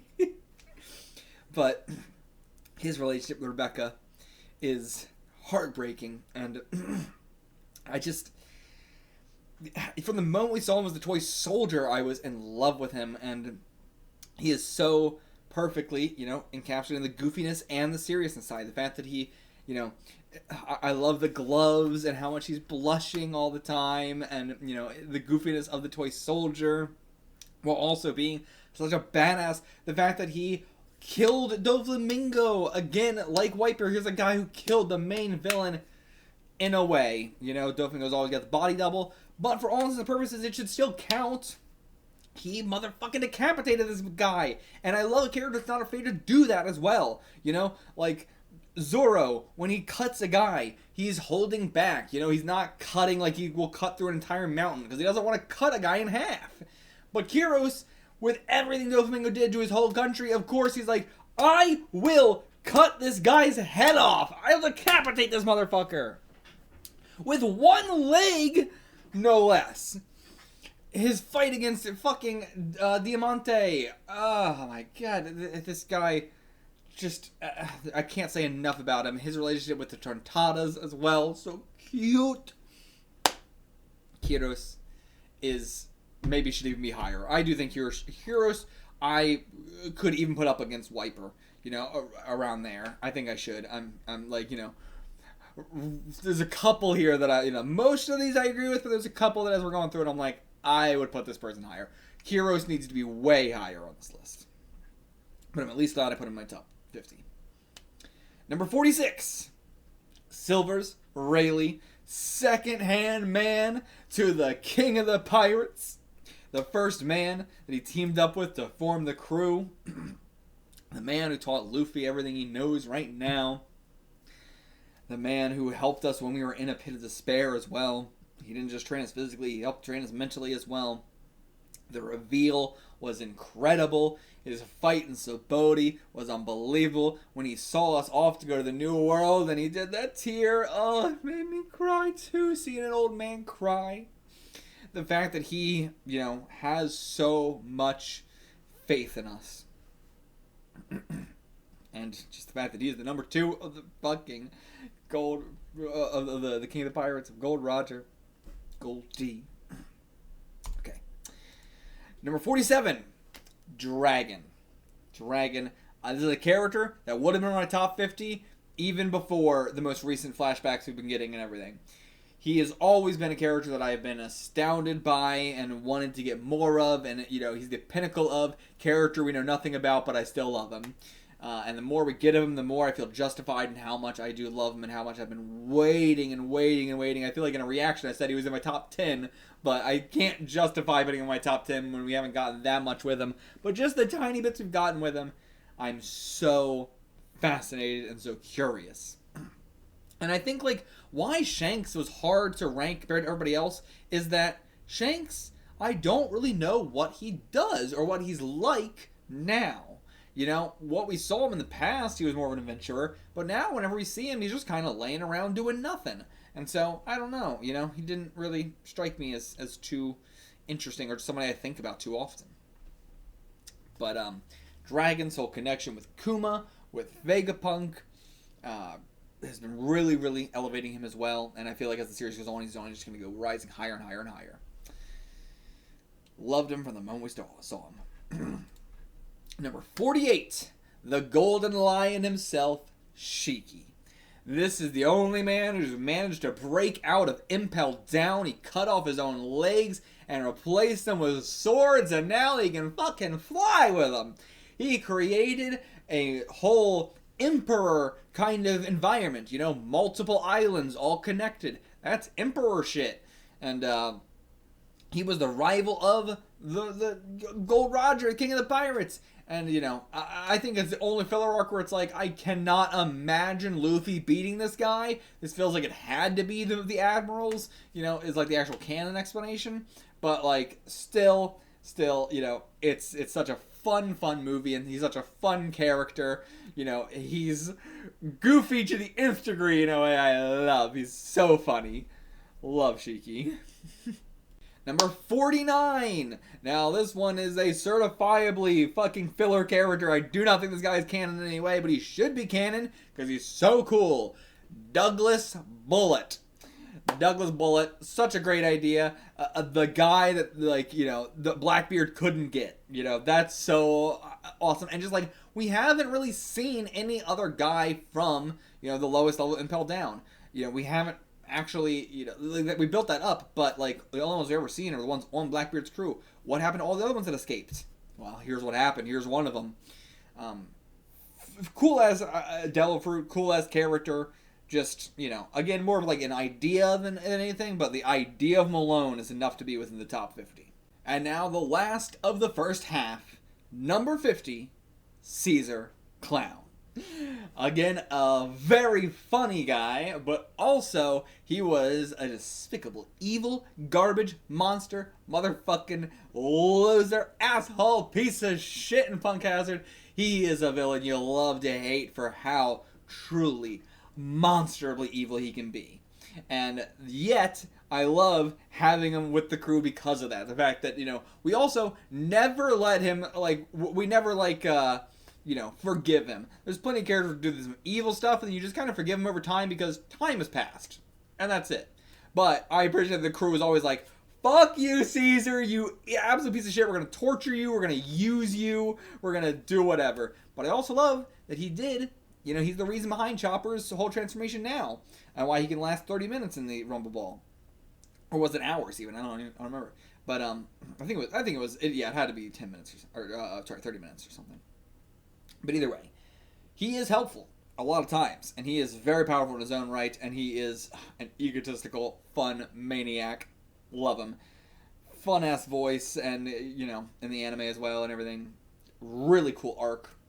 And a very fun, final fight. The fact that we could just, clown on him. We just took him out in such an easy way.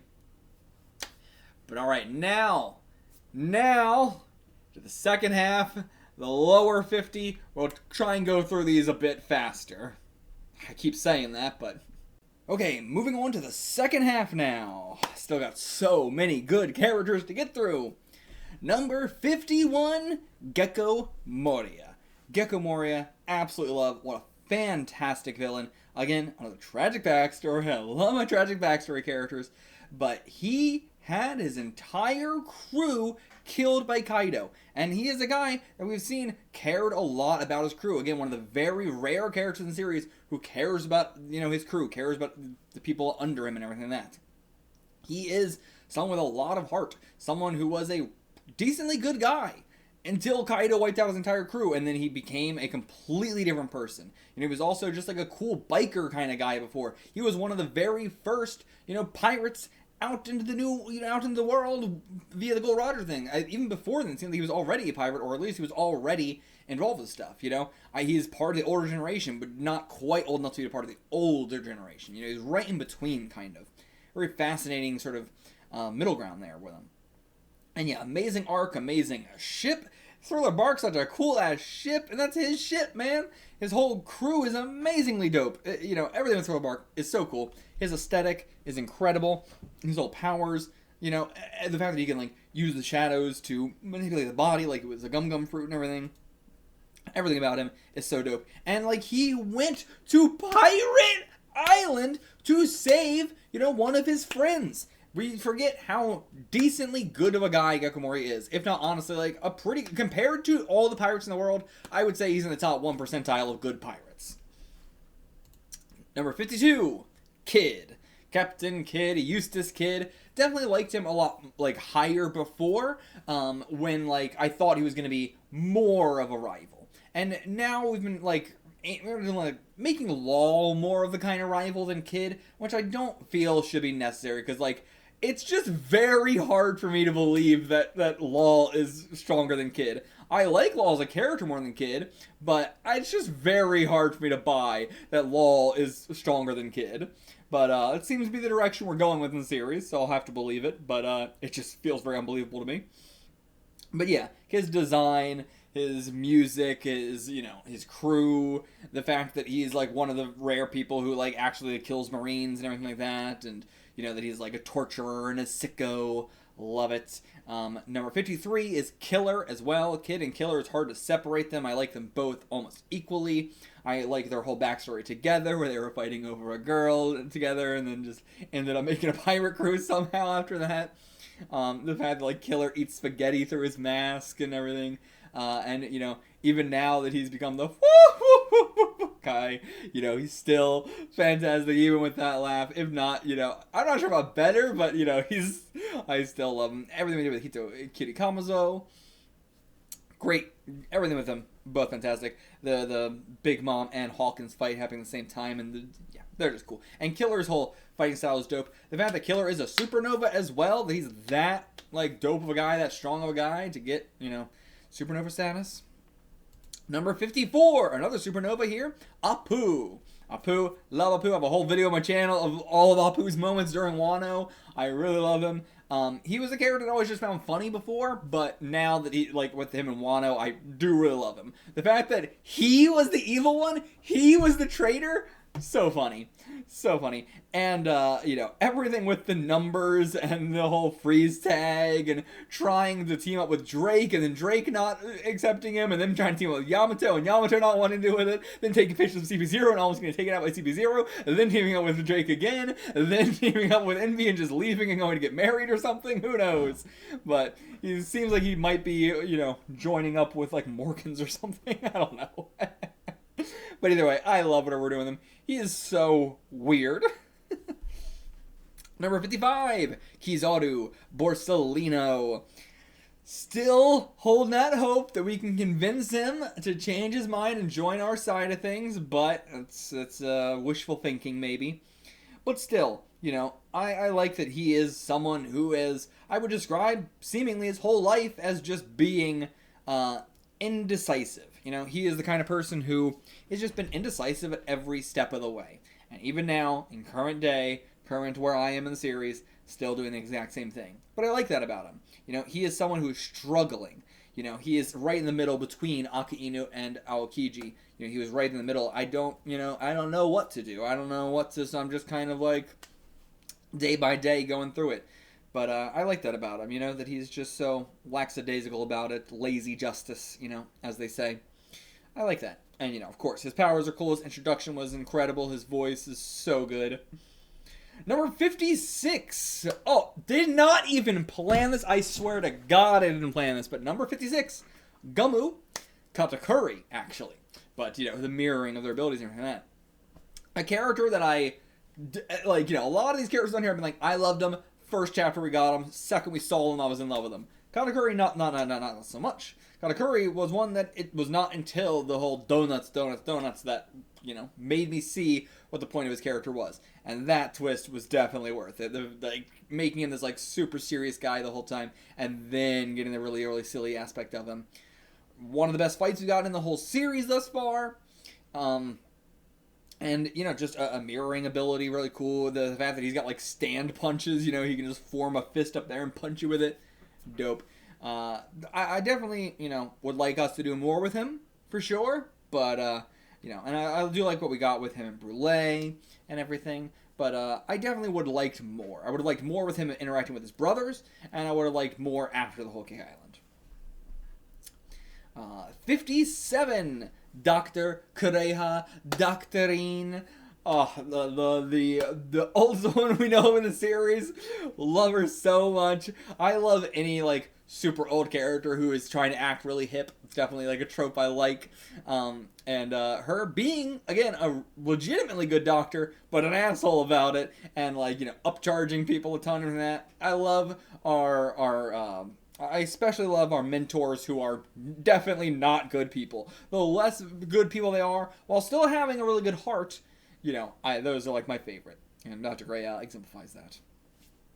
Number 58, Kobe. Attaboy Kobe. He's been here from the very start. He used to be higher, I think, but versus the more he's been reduced to just like a guy who's fanboying over Luffy, not as into as much. But I expect high hopes from him, and the Galaxy Punch was really, Galaxy Impact was Garp's, right? This was Honesty Punch or something. But still, crazy seeing how much he's grown. Love him getting the absolute shit knocked out of him in the Paramount War. You know, his connection with Haki there as well, and us starting to learn a little bit more about that and how, like, you know, empathetic he is with that. The fact that, you know, it was just this whole original thing of just being on Alvida's ship because he just happened to be there and didn't want to speak up, and it's, yeah. Whereas definitely more we could do with him, and I definitely am liking him a lot more in the live action, I would even say. But yeah. I honestly, like, the live action, the more that goes on, he might raise up higher and higher and higher. Because, like, I do like him in the manga, but live action's really selling me on him. And speaking of which, number 59, Helmeppo. Always loved Helmeppo. But live action's also been doing a lot as well with increasing him even more. Like, that laugh was so good in the live action, and his actor is incredible. Getting to see Helmeppo's ass, thank you. But yeah, he's a character I love. What a weird character to still be around. You know, he was the son of the first villain we fought, and he seemed like such a, you know, fuck this guy, who cares about this guy, and like, okay, he's learning alongside Kobe. But the fact that he is still here, and he's like, the trajectory of his life is just crazy. I'm not sure if there's any other character in the series who has had such a, like, you know, unbelievable trajectory from, like, where they started to where they are now. It's unbelievable. And, you know, he's gotten Kukris. That's kind of cool. I do like Kukris. Number 60. We're moving on to the 60s now. I keep saying that. I don't know if I'm starting the 60s on 61 or 60. I don't know. Either way, 60. Capone Bege. Is it Beige? I know it's not beige. I thought it was beige for so long, but it's not. It's like Bege or something, right? That's how you pronounce it. I don't remember. But either way, a guy who I thought was going to be the least interesting of all the supernovas ends up actually being quite interesting. He is the king killer, going and taking out the heads of organizations and then letting them crumble beneath them. Such a cool concept. The tank fruit, or the castle fruit rather, really dope idea. His whole family, again, I love a good pirate who loves his family. family. You know, it's I love him. I love him. He's a great guy. His whole crew is awesome. His ship's awesome. Everything about him is awesome. Him helping us and pretending to be the bad guy. Him in the tank form nailing the sign of the straw hats going this way. Losers. What a dork. What a dork. We love him. Number 61, Rebecca. Rebecca. I really enjoyed Rebecca's story in Dressrosa. You know, I'm going to say this so we can compare them. 62, Vivi. I do think Rebecca is better than Vivi. I do think so.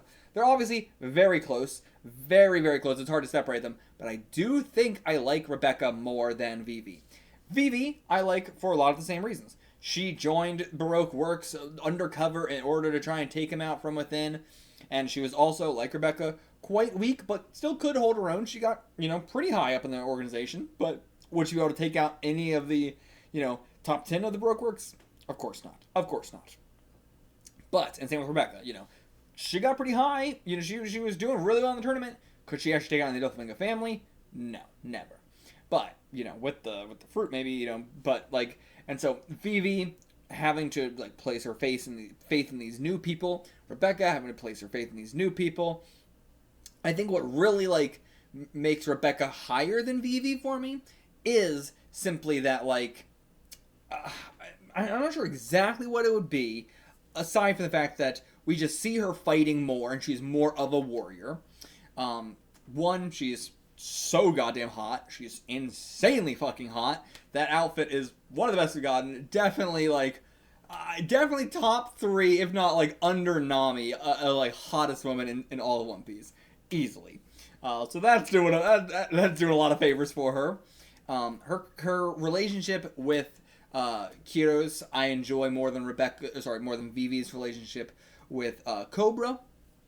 I do like Cobra, and he's a great king, but I do like, you know, Rebecca and Kiros more than I like Vivi and Cobra, and, you know, Vivi and her other, like, I do like Vivi's connections with a lot of people, whereas Rebecca doesn't really have that, but Vivi has Pell, and Chaka, and Igaram, and Karu, and all, you know, everybody there, and I do like that, but they're tough. They're very, very tough, but I do think I like Rebecca slightly more. I also like that Rebecca just still calls us Lucy. Like, no matter how much time passes, she knows we're Luffy, she still calls us Lucy. I like that. I like a character that has a nickname for us. But yeah, Rebecca, love her. Vivi, love her as well. Especially, like, you know, Vivi trying to stop the rebellion and everything. That was also a fantastic moment.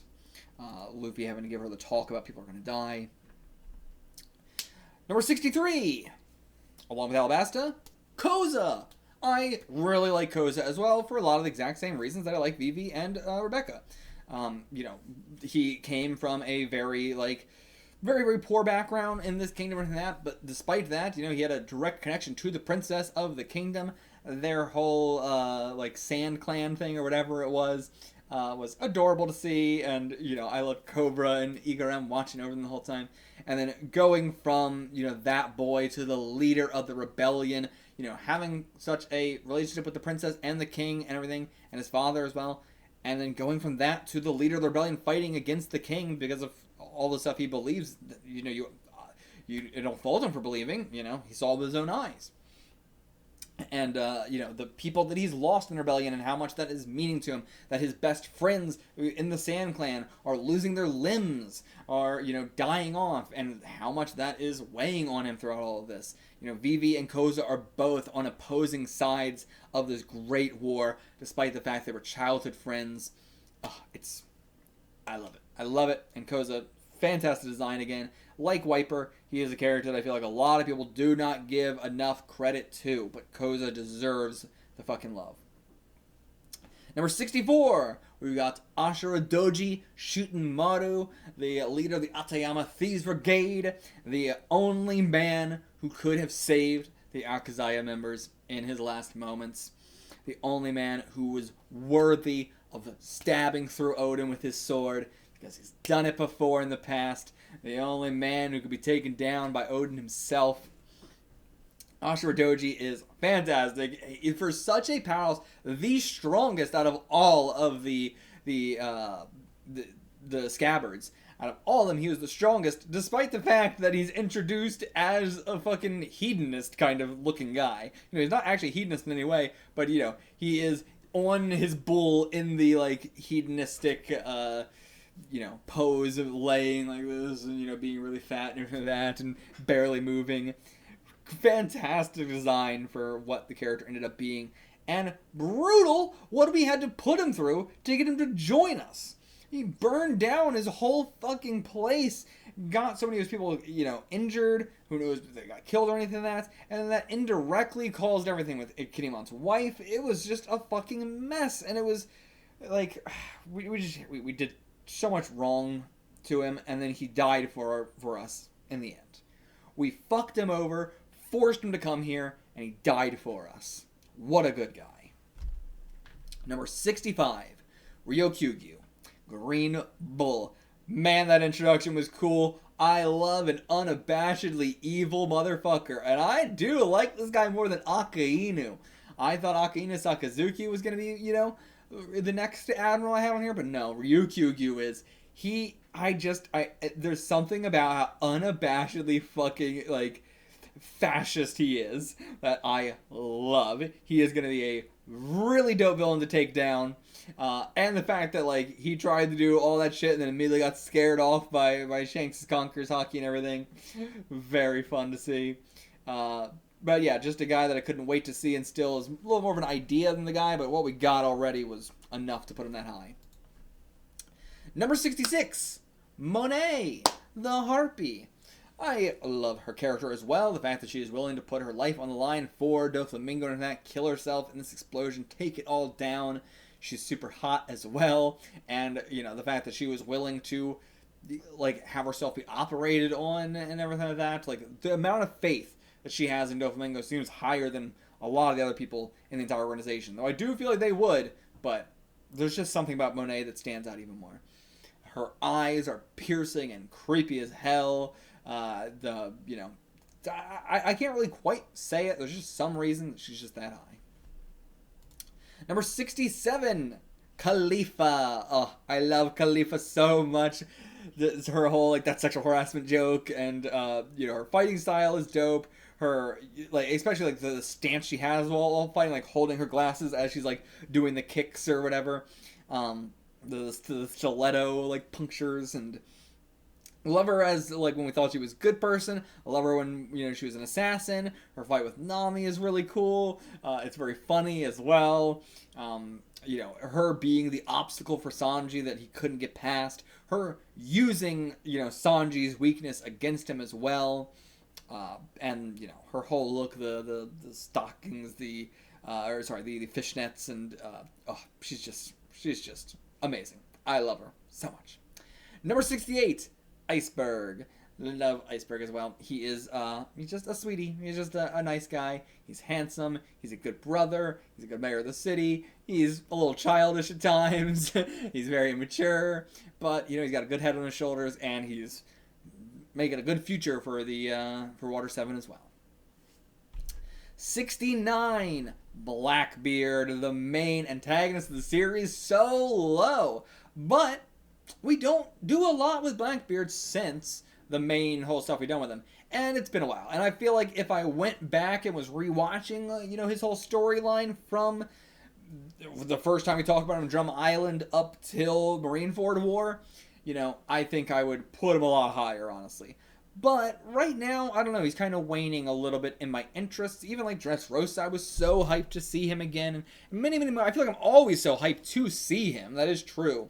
But I don't know. It just felt right to put him a little bit lower this time. I don't know why, other than just I haven't been feeling it as much. And maybe that's just because he's actually, like, in a really good position right now, where he was more interesting when he was the underdog and he was making his way up in the world, versus now that he is up in the world, he's a little bit less interesting. But we're going to very quickly doing stuff with him, and he's going to be rising a lot. Number 70. Into the 70s now. We got Jesus, Burgess, Mr. Happy Store. I loved him during Dressrosa so much. Loved him during Jaya. Really the only two times we got to see him. The law fight recently, but not much I can say there. It was so quick we didn't really get to see much of anybody there. But yeah, him disguising himself the whole time, his laugh, wee, so good. The name Jesus Burgess, great name. And yeah, I just love a guy who's super strong, and now he's got the strong fruit. That's hell yeah, that's all I can say. Number 71, we got Mr. 3, Mr. San, as Luffy would call him.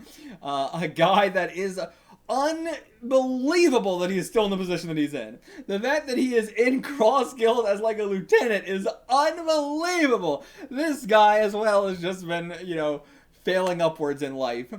The fact that he was, also, he is Mr. 3. And we took him out relatively early. Then we had to go back and do, 5 as well, kind of in the same arc. Then we do 4, then 2, and 1. I like that the Baroque Works numbers, we didn't go in, sequential order. We kind of jumped around a little bit. But he is number 3. That's very impressive. It really should be that impressive. He's up there. And, yeah, I don't know. He's just a fun guy. We also don't have a lot of Jewish characters in One Piece, and he's very he's got a lot of the Jewish humor and stuff like that I really appreciate. But yeah, he's just a fun guy, and he's got a interesting gimmick. His voice is fun in the anime, and he's just one of those characters who's just how are you still around here, Galdino? All right, number 72, Clover. There is just something about Clover that I really enjoyed in that whole arc. One, overall, just his whole deal of wanting to learn about the lost history and that, going against the government to do all this. The fact that he spoke with the elders? This guy spoke with the fucking elders! He's got a great design. The whole library and everything he spent his whole life towards. The fact that he was looking out for Robin, but, wanted her to be a part of it, but also was but I can't let her get involved with it just yet or anything. It's way too dangerous, obviously. And then, everything he did for her in the end. Just a very underrated character. And surprisingly, rated, for me, higher than number 73, Olivia. I love Olivia. She's great. But, she was not there for Robin. She was, understandably, she was someone who wanted to go out and find more about the world and that. And so she left her daughter behind. I do really love characters like that, where they are willing to make a really hard decision in life and do something. It's like Usopp's dad Usopp's dad Yasop if he had a good fucking reason. But I think that's really it. It's she abandoned her child, but she had a good reason to do it. But at the same time, Clover's higher because he was there for Robin, and he was sort of the one behind everything, and just the forefront person for the Ohara researchers. Number 74, we've got Senior Pink. We've got him. We were all blown away by that fucking moment. Who could have ever guessed that would have had such a sad backstory to his character? What a weird guy, both in flashback and out. I love that the flashback is so sad and yet so goofy. It's so ridiculously stupid, but it hits so well. Great Devil Fruit, fantastic fight with Frankie. Loved getting to see the cover page where they actually did get to meet up in a filler sense to have that drink. And he's just seeing him in the backgrounds when he was, his full, suit guy, but then he had on the bib and everything. Just what a funny character. What a funny and sad character, which is truly what I like about a lot of these guys. Number 75, Boa Hancock. Finally getting Boa on here. The potential future wife of Luffy, maybe. What a great immediate introduction gag to do with her. With the looking down on you so much she's looking up. With the, kicking a baby kitten and then kicking a baby seal. And then kicking an old woman, was it, or something? But what a absolute asshole. I love her. Piece of shit positive. All the help she gave us throughout, Amazon Lily, of course, but then Impel Down and Marineford and coming back and everything. How much he's in love with Luffy and the comedicness around that. Even, the granny, adding to that humor.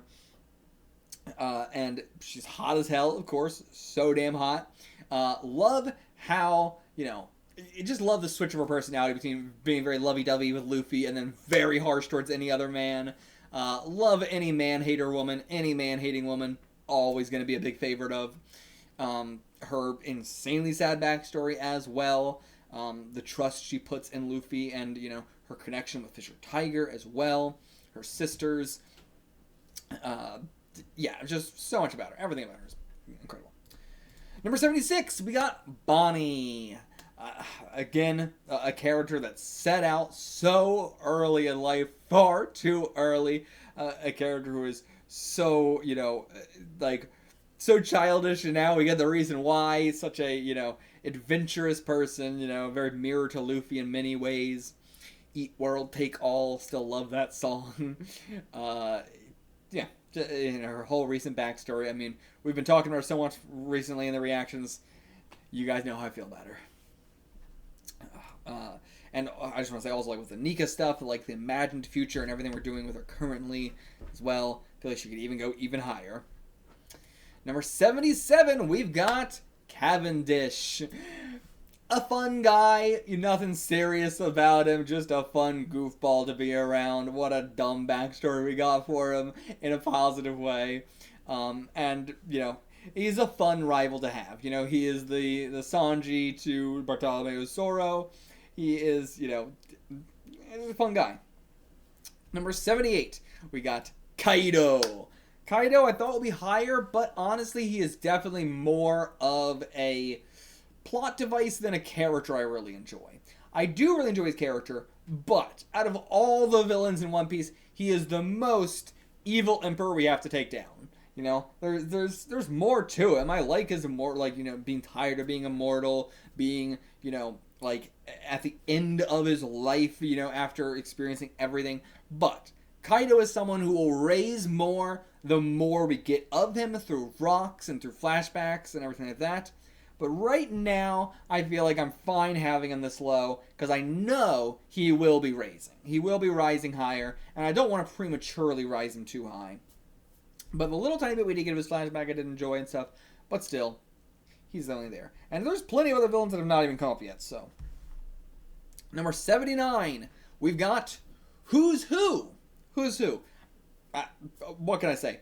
I just dug the idea of doing this, like, I used to be a part of CP9, I failed my mission, now I'm no longer. I used to be as promising as Rob Lucci, and, you know, now that we've seen Rob Lucci in present time, he ain't on that level, but, you know, at the time when that statement was made, that's also something people always forget about in fandoms, is like, so a statement is, you know, listen to what they're saying.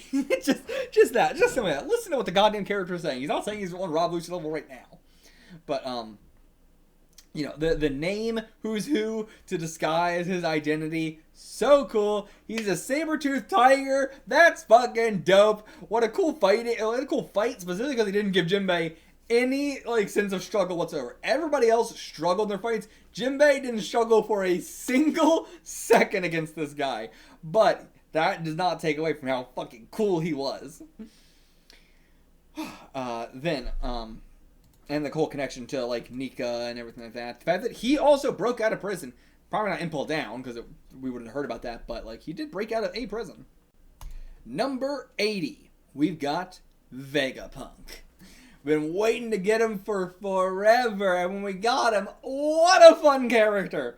What a goofy guy. What a goofball. And what a piece of shit. What a fucking asshole. But again, that's what I like out of my characters in One Piece. They're all assholes. They're all pieces of shit. Very rarely is there a purely good guy. He has got a really good heart. He is another mentor with a really good heart who's truly a piece of shit, but he's got a really good heart. And, yeah, I just, everything about him, his design, his connections with everybody, his intrigue into the story, and now finally willing to flip. Love it. 81, we've got Hody Jones. I am a Hody enjoyer, what can I say? He is perfect for what he is meant to be. Empty hate with no reason. I don't understand the whole concept of, oh, well, I liked Hody until I realized that he had nothing that he was actually fighting for, and then I didn't like him anymore. That's the whole point of what we're doing. That is the difference between him and Arlong. Arlong had justifiable reason why he was doing what he's doing, and it's hard to fault him for it, it's hard to, like, fault him to a full degree, aside from the fact that he's despicable and a piece of shit and doing this to innocent people. But at the same time, it's like, you understand where he's coming from, You can't fault where he's coming from. You can't fault the reasoning. With Hody, of course you can. He is empty hate meant to just fuel more hate. He is, a very realistic villain. A very, and a villain that we can just stomp. I honestly enjoy those villains a lot. Those kind of, tend to be, Who's Who was my favorite, even though we stomped him as well. And, he wasn't really fighting for anything in particular, other than just, I want him, get revenge on Luffy and stuff like that. But, or Shanks more so. But yeah, I like Hody plenty. He is a good villain. 82, we've got Kami. A character who is hyperactive just to a crazy degree, ADHD so much. Her and Papag's whole relationship, the comedy duo, so funny. Her, interactions with Sanji are so good. Her interactions with Brook are fantastic. With Luffy, fantastic. She's just a very easy character to get along with, and just funny and goofy, and I love her for all that reason. Number 83, we got Konis, who I like for all the opposite reasons. She ain't funny in any way whatsoever. She got no comedy going on with her at all. But damn is she a badass. Her with the fucking bazooka was hot as hell and cool as hell. And, she did a lot in that arc. A lot of people would be dead if it was not for her. I like her for very similar reasons that I like, just a lot of allies. They did a hell of a lot. They helped us tremendously. They were not a hindrance. They didn't just kind of fuck around for the whole arc. They did a lot of work. They put in a lot of effort. And they were strong. When I think of strong women in One Piece, Konis is near the top of that list. She is at least, top 10 strongest women in One Piece. Not in terms of, physical strength, but in terms of willpower and everything like that. Love her. Then we got 84, Paglia, who I like because he's a goofy, funny, stupid idiot. That's it. He's just a funny, dumb idiot. I nothing more can say that. I love the gag so much where he comes back and he's like, oh yeah, the lightning pushed me below the clouds, and everybody's like, what? You should be dead. He's like, oh, sorry. I'm sorry for being alive. I can die again if you want me to. I love Paglia. There's no reasoning for it than just he's very funny. He's very funny. Then we got 85. I can't believe this is lower than Paglia. This one really feels like it should have been higher. But I feel like towards the trail end of these, there's going to be a couple that should have been higher. But by nature of making a top 100, as I'm getting to the very end, I'm going to be going oh yeah, this person, oh yeah, this person. And either way. 85 is Queen. Queen, I feel like my wife is going to kill me for that because Queen's one of her favorite characters overall, very, very high up. But I do love Queen, but I don't know why Queen doesn't even get in my top 50. I truly don't know. I've been struggling with it for a while. I really wanted Queen to be higher because logically he should be. His design, his voice, his song, his fights, going up against Chopper as well was a really cool moment, even aside from the Sanji stuff. Everything with his connection with Sanji and Germa and Mads and Frankie now. And there's so much that should make him so high up. He is super strong, super funny, super cool. Why is he not up that way? I don't know. There is something nebulous that I do not understand, where when I weigh him against some of these other characters like Konis or Papaga, he's below, and I don't know why. It really shouldn't be that way, and I have no reason why. Number 86, we've got Sentomaru. Sentomaru, I love that we're getting him in the story now again in a big way.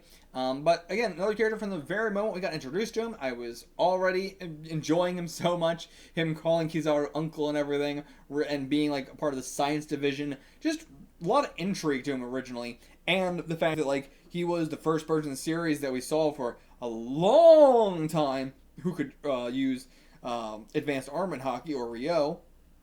He was the only one for a long time that could see that, and I'm definitely a big fan of those kind of characters. And yeah, he just stomped our ass. He was crazy powerful. And just a cool design too. 87, we've got Bellamy. Bellamy, man, another character where it's like, can't believe that he came back in such a big way.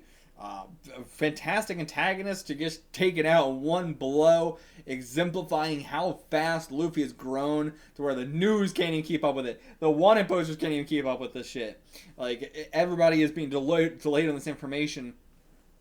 And, everything Bellamy did being the antithesis to adventure, the antithesis to romance, and everything like that, and then turning all the way back around and him going up to Skypiea and everything like that, but for Doflamingo and all that. Everything we had to do with him in Dressrosa was fantastic. His fight with Luffy was so good. Don't watch the anime. I feel like a lot of the reason people hate Dressrosa is because they watch the anime. Don't do that. Read the manga. It's 1,000 times better. But yeah, his fight with Luffy in the manga, incredible. Perfection. His fight with Luffy in the anime, some of the worst we've ever gotten in the anime. But yeah, Bellamy. And the fact that now he's a part of the Grand Fleet, but not really a part of the Grand Fleet. He's our flag maker.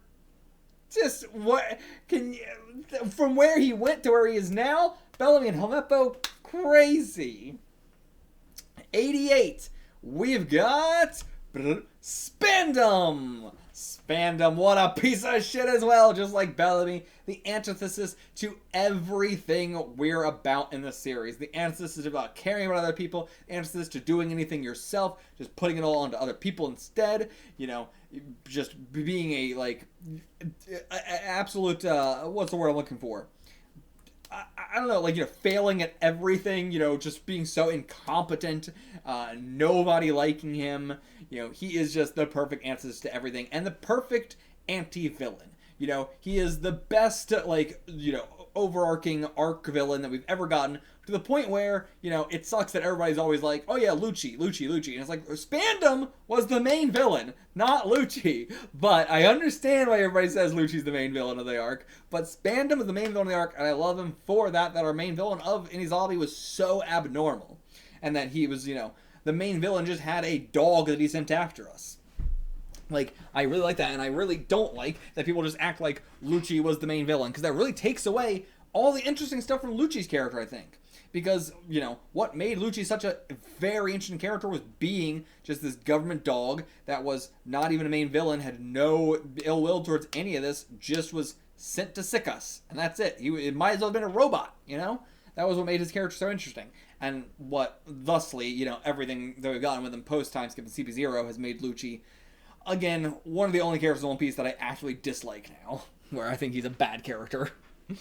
Then 89, we've got Izo. Izo, will always love Izo, the original hook I had to wanting to get to Wano so badly. Ryuma was cool, but, I already felt I didn't think we were going to do much with Ryuma at all, because I was like, well, we already got him and Wanted and everything, so we're probably not going to do much more there, if more just like a reference. So I wasn't even thinking about that. But Izo was what I was really focused on, and in the Marineford War, I was locked onto Izo, watching him all the time. Great design, and again, another queer character that I absolutely love. Just what a dope dude, what a dope brother, what a dope scabbard. Love that, he had the whole I should be a swordsman, but pistols are where it's at for me. Pistols are what I like, and having to be told do what works for you. Then we've got 90 with Pizarro. Pizarro, the corrupt king. I already liked him, but more just that's a cool idea. I'm curious to see what we'll do with him. He's got a cool design, and I'm curious. 2, okay, now that he's got the island fruit, I'm in love with this guy. What a dope idea for a goddamn power. So cool. And it just, I don't know. I can't exactly place it. We're in the 90s to the 100 now, so we're getting towards the end of it where I'm not gonna have a whole lot to say, but so we should probably go through them faster, right? 91, Brownbeard. Surprisingly, but I did like Brownbeard. He has actually had a pretty sad backstory, and I felt bad for him. And just turning him into a bus was very funny. Him really, really caring about his crew again. You love to see it. And, you know, him trying to be like, I'm Brownbeard, being one of the guys who are going, like, you know, after the whole Whitebeard war, trying to, like, name themselves a something beard to get some of that, like, recognition. I love all those guys. You know, Momo Beard as well, Pink Beard. Love the guys that are just like, I'm gonna name myself something beard and try and get that recognition. It's so funny. But Brownbeard, you know, I thought he was gonna be a random 2-bit stupid character, but he actually made me empathize with him, and I actually cried during his backstory. 92, we got Perona. She's cute. She's adorable. Our little goth angel. But, what can I say much about her? You know, not really. She doesn't have a whole lot going for her besides just being cute, you know? She's cute. I like her design a lot. And, you know, she's very, like, you know, I like her, like, squirminess and stuff like that, and her, like, you know, like, fight with Usopp. But, overall, she's just 92. 93, Big News Morgans. I liked him a lot more when it seemed like he was a person who just kind of printed whatever he wanted to print. He was an independent journalist, and he didn't care about the repercussions, and he would fight off anybody who tried to come after him. And then once we changed him to, he'll just do whatever the world government says, yeah, he's gone down a lot on my list. But his design's really cool. The introduction in Whole Cake Island, the big news, all of it's so great. But still, ever since he just became like, you know, he'll do whatever the government says, not that interested. Number 4, Don Sai. Love this guy. Getting married on the battlefield in order to win a fight. So funny. Like, you know, saying fuck it to all the plans that have been made for him for this moment. The fact that that is what made his dad be willing to pass down the title to him. Just, you know, a fun guy. Not much to say, just a fun guy. And, yeah, I like him. He's a cool dude. 95, Orlumbus. Again, a goofy guy. His bowling is so funny. The fact that he's named after Columbus, but he also has a Columbus on his crew as well. His cover story is the second funniest cover story we've ever gotten in One Piece. It's so stupid. It's so funny. I love it. Yeah, not much more I can say. Just a very funny character. 96, we got Lao G, another very funny character. So many good gags with this guy. Dying in the middle of a battlefield and coming and just sucking his soul right back in his body. The fact that he's stored up his youth in order to bring it back out. I love the elevator with the Totadas, where the Totadas are coming at him at like light speed, and he goes, puts on his glasses, sees the Totadas, takes off his glasses, punches them. So funny. Lao G is such an underrated character. He's so fucking funny. And seeing him in the past as well, when he actually looked cool. Oh, I love that. 97, we've got Morley. Another very funny character. Love them so much. Another very queer character that I love. She's just amazing. The power is really cool. She's definitely like the one of the like heads that I'm enjoying the most. But it was tough not to put all the revolutionary heads on here because they're all really cool. But definitely honorable mention to Karasu and to Lindenberg. Definitely honorable mention to them. I wish I could fit him on there, but there's too many characters in One Piece. There's too many characters. But Morley's fantastic. 98, Koala. I loved Koala's flashback, or rather, like, you know, where we saw her originally in the flashback. In present time, I'm not as into her. I don't like that she's just kind of reduced to, like, a girl who's interested in Sabo. And I think she should have gotten more of her own kind of character. But, like, she's definitely been extremely underutilized. I feel the exact same way that I do with Koala about Robin. Where it's like, 10 out of 10 backstory, we have not utilized her nearly as much as we should be. We need to be doing so much more with Robin, so much more with Koala. Both of those are only as low as they are because of that. 99, we got Reiju. I do like her, but she's not like I don't super love her or anything like that. I feel like a lot of other people would have her way higher, but I liked her. But, you know, I feel like there's other characters who fit her role better. But overall, I do like the poison power. She's sexy. She's a good sister to Sanji. She was trying to do what she could in the environment that she was in. And, you know, I feel bad for her that she also has this sort of, like, half, you know, humanity aspect to her as well. But, yeah. Good character. And then, finally, 100. I wasn't sure what to put here, so I'll go with it. Calgara. I like the design of Calgara, and he's hot, but more than that, I can't quite say. And that is the top 100. I mean, honestly, Calgara, I might even replace there with, you know what, let's do it. You know what, fuck it. Right now, we're saying Lindbergh instead of Calgara, because yeah, let's do that. I feel better about that. Lindbergh instead of Calgara. Surprisingly, actually, Anka Inu, I don't think made the list. Kizaru, I don't think made the list. Who were some other people that didn't make the list? Garp, obviously, but I don't like Garp. Who else surprisingly didn't make the list? Kiku didn't make the list. I thought Kiku was going to make the list, but I don't think that, she's just a little bit too naive. She's just a little bit too naive for me. Kanjuro I thought would make the list, but again, I feel like, I don't know. I feel like the anime did a lot of great stuff with Kanjuro, but the manga wasn't as emotionally invested in the... I liked the whole betrayal, and I liked a lot with Kanjuro, but I don't know. I just don't quite think he would make it into the top 100, but just barely. Orochi, probably should have put Orochi in the top 100, actually. He's fantastic.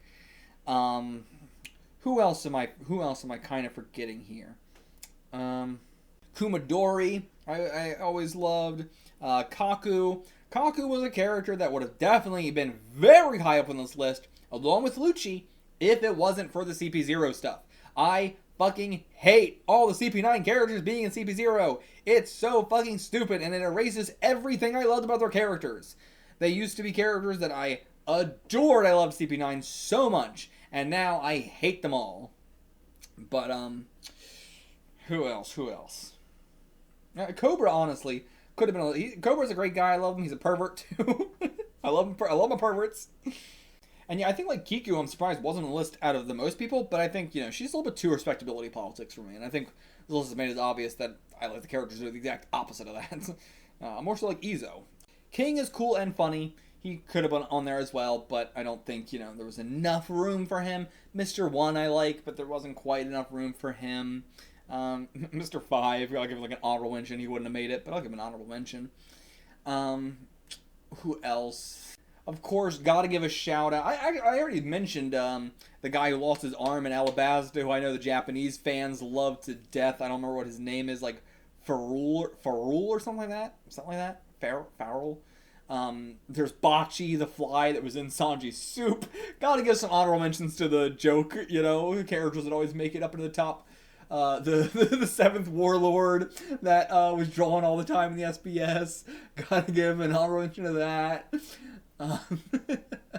Kokoro. Oh, yeah, Kokoro should have been... I don't think she would make it in the top 100, so honorable mention for her. Dalton, a little bit too boring, honestly, I think. I wouldn't have done him. Wapple, though, honorable mention to Wapple for sure. For sure there. There's so many, guys. I hope you enjoyed this top 100. I really do. Please leave me a comment with some of your favorites and with anything you were surprised about in this list. And if you want me to expand about more, I would definitely love to. I try to keep this short, but I would love to expand more upon why I love each of these characters. And again, out of this all list, I will stick with all of it. The only ones that I think I disagree with my own placement already is Eva and Kyros. Ivankov and Kirosh should be way higher. They should be in my top 15 for sure. 100%. But yeah, that's my top 100. This was so fun to do. So fun to do. Please let me know if you want more videos like this. Do you want me to do my top sexiest characters in One Piece? I could do women and men separate lists. I can do, my top 5 or top, 15 Devil Fruits or something, or, however many. Who knows? Ships would be cool to do as well. We've gotten so many more of those recently and everything. I already said Devil Fruits and stuff, but we could say Devil Fruits and abilities in general. But yeah, there's a lot we could do. So let me know if you guys want to see something like that next. And check out my reactions on Patreon and everything like that. We're still on Egghead and stuff like that. I'm so far behind. I don't even know what the next arc is. I assume it's Elbaf, but I don't even know. I'm surprised I've not been spoiled on anything. So, but yeah. So join the Patreon. Join the Patreon. Get the fuck out of here.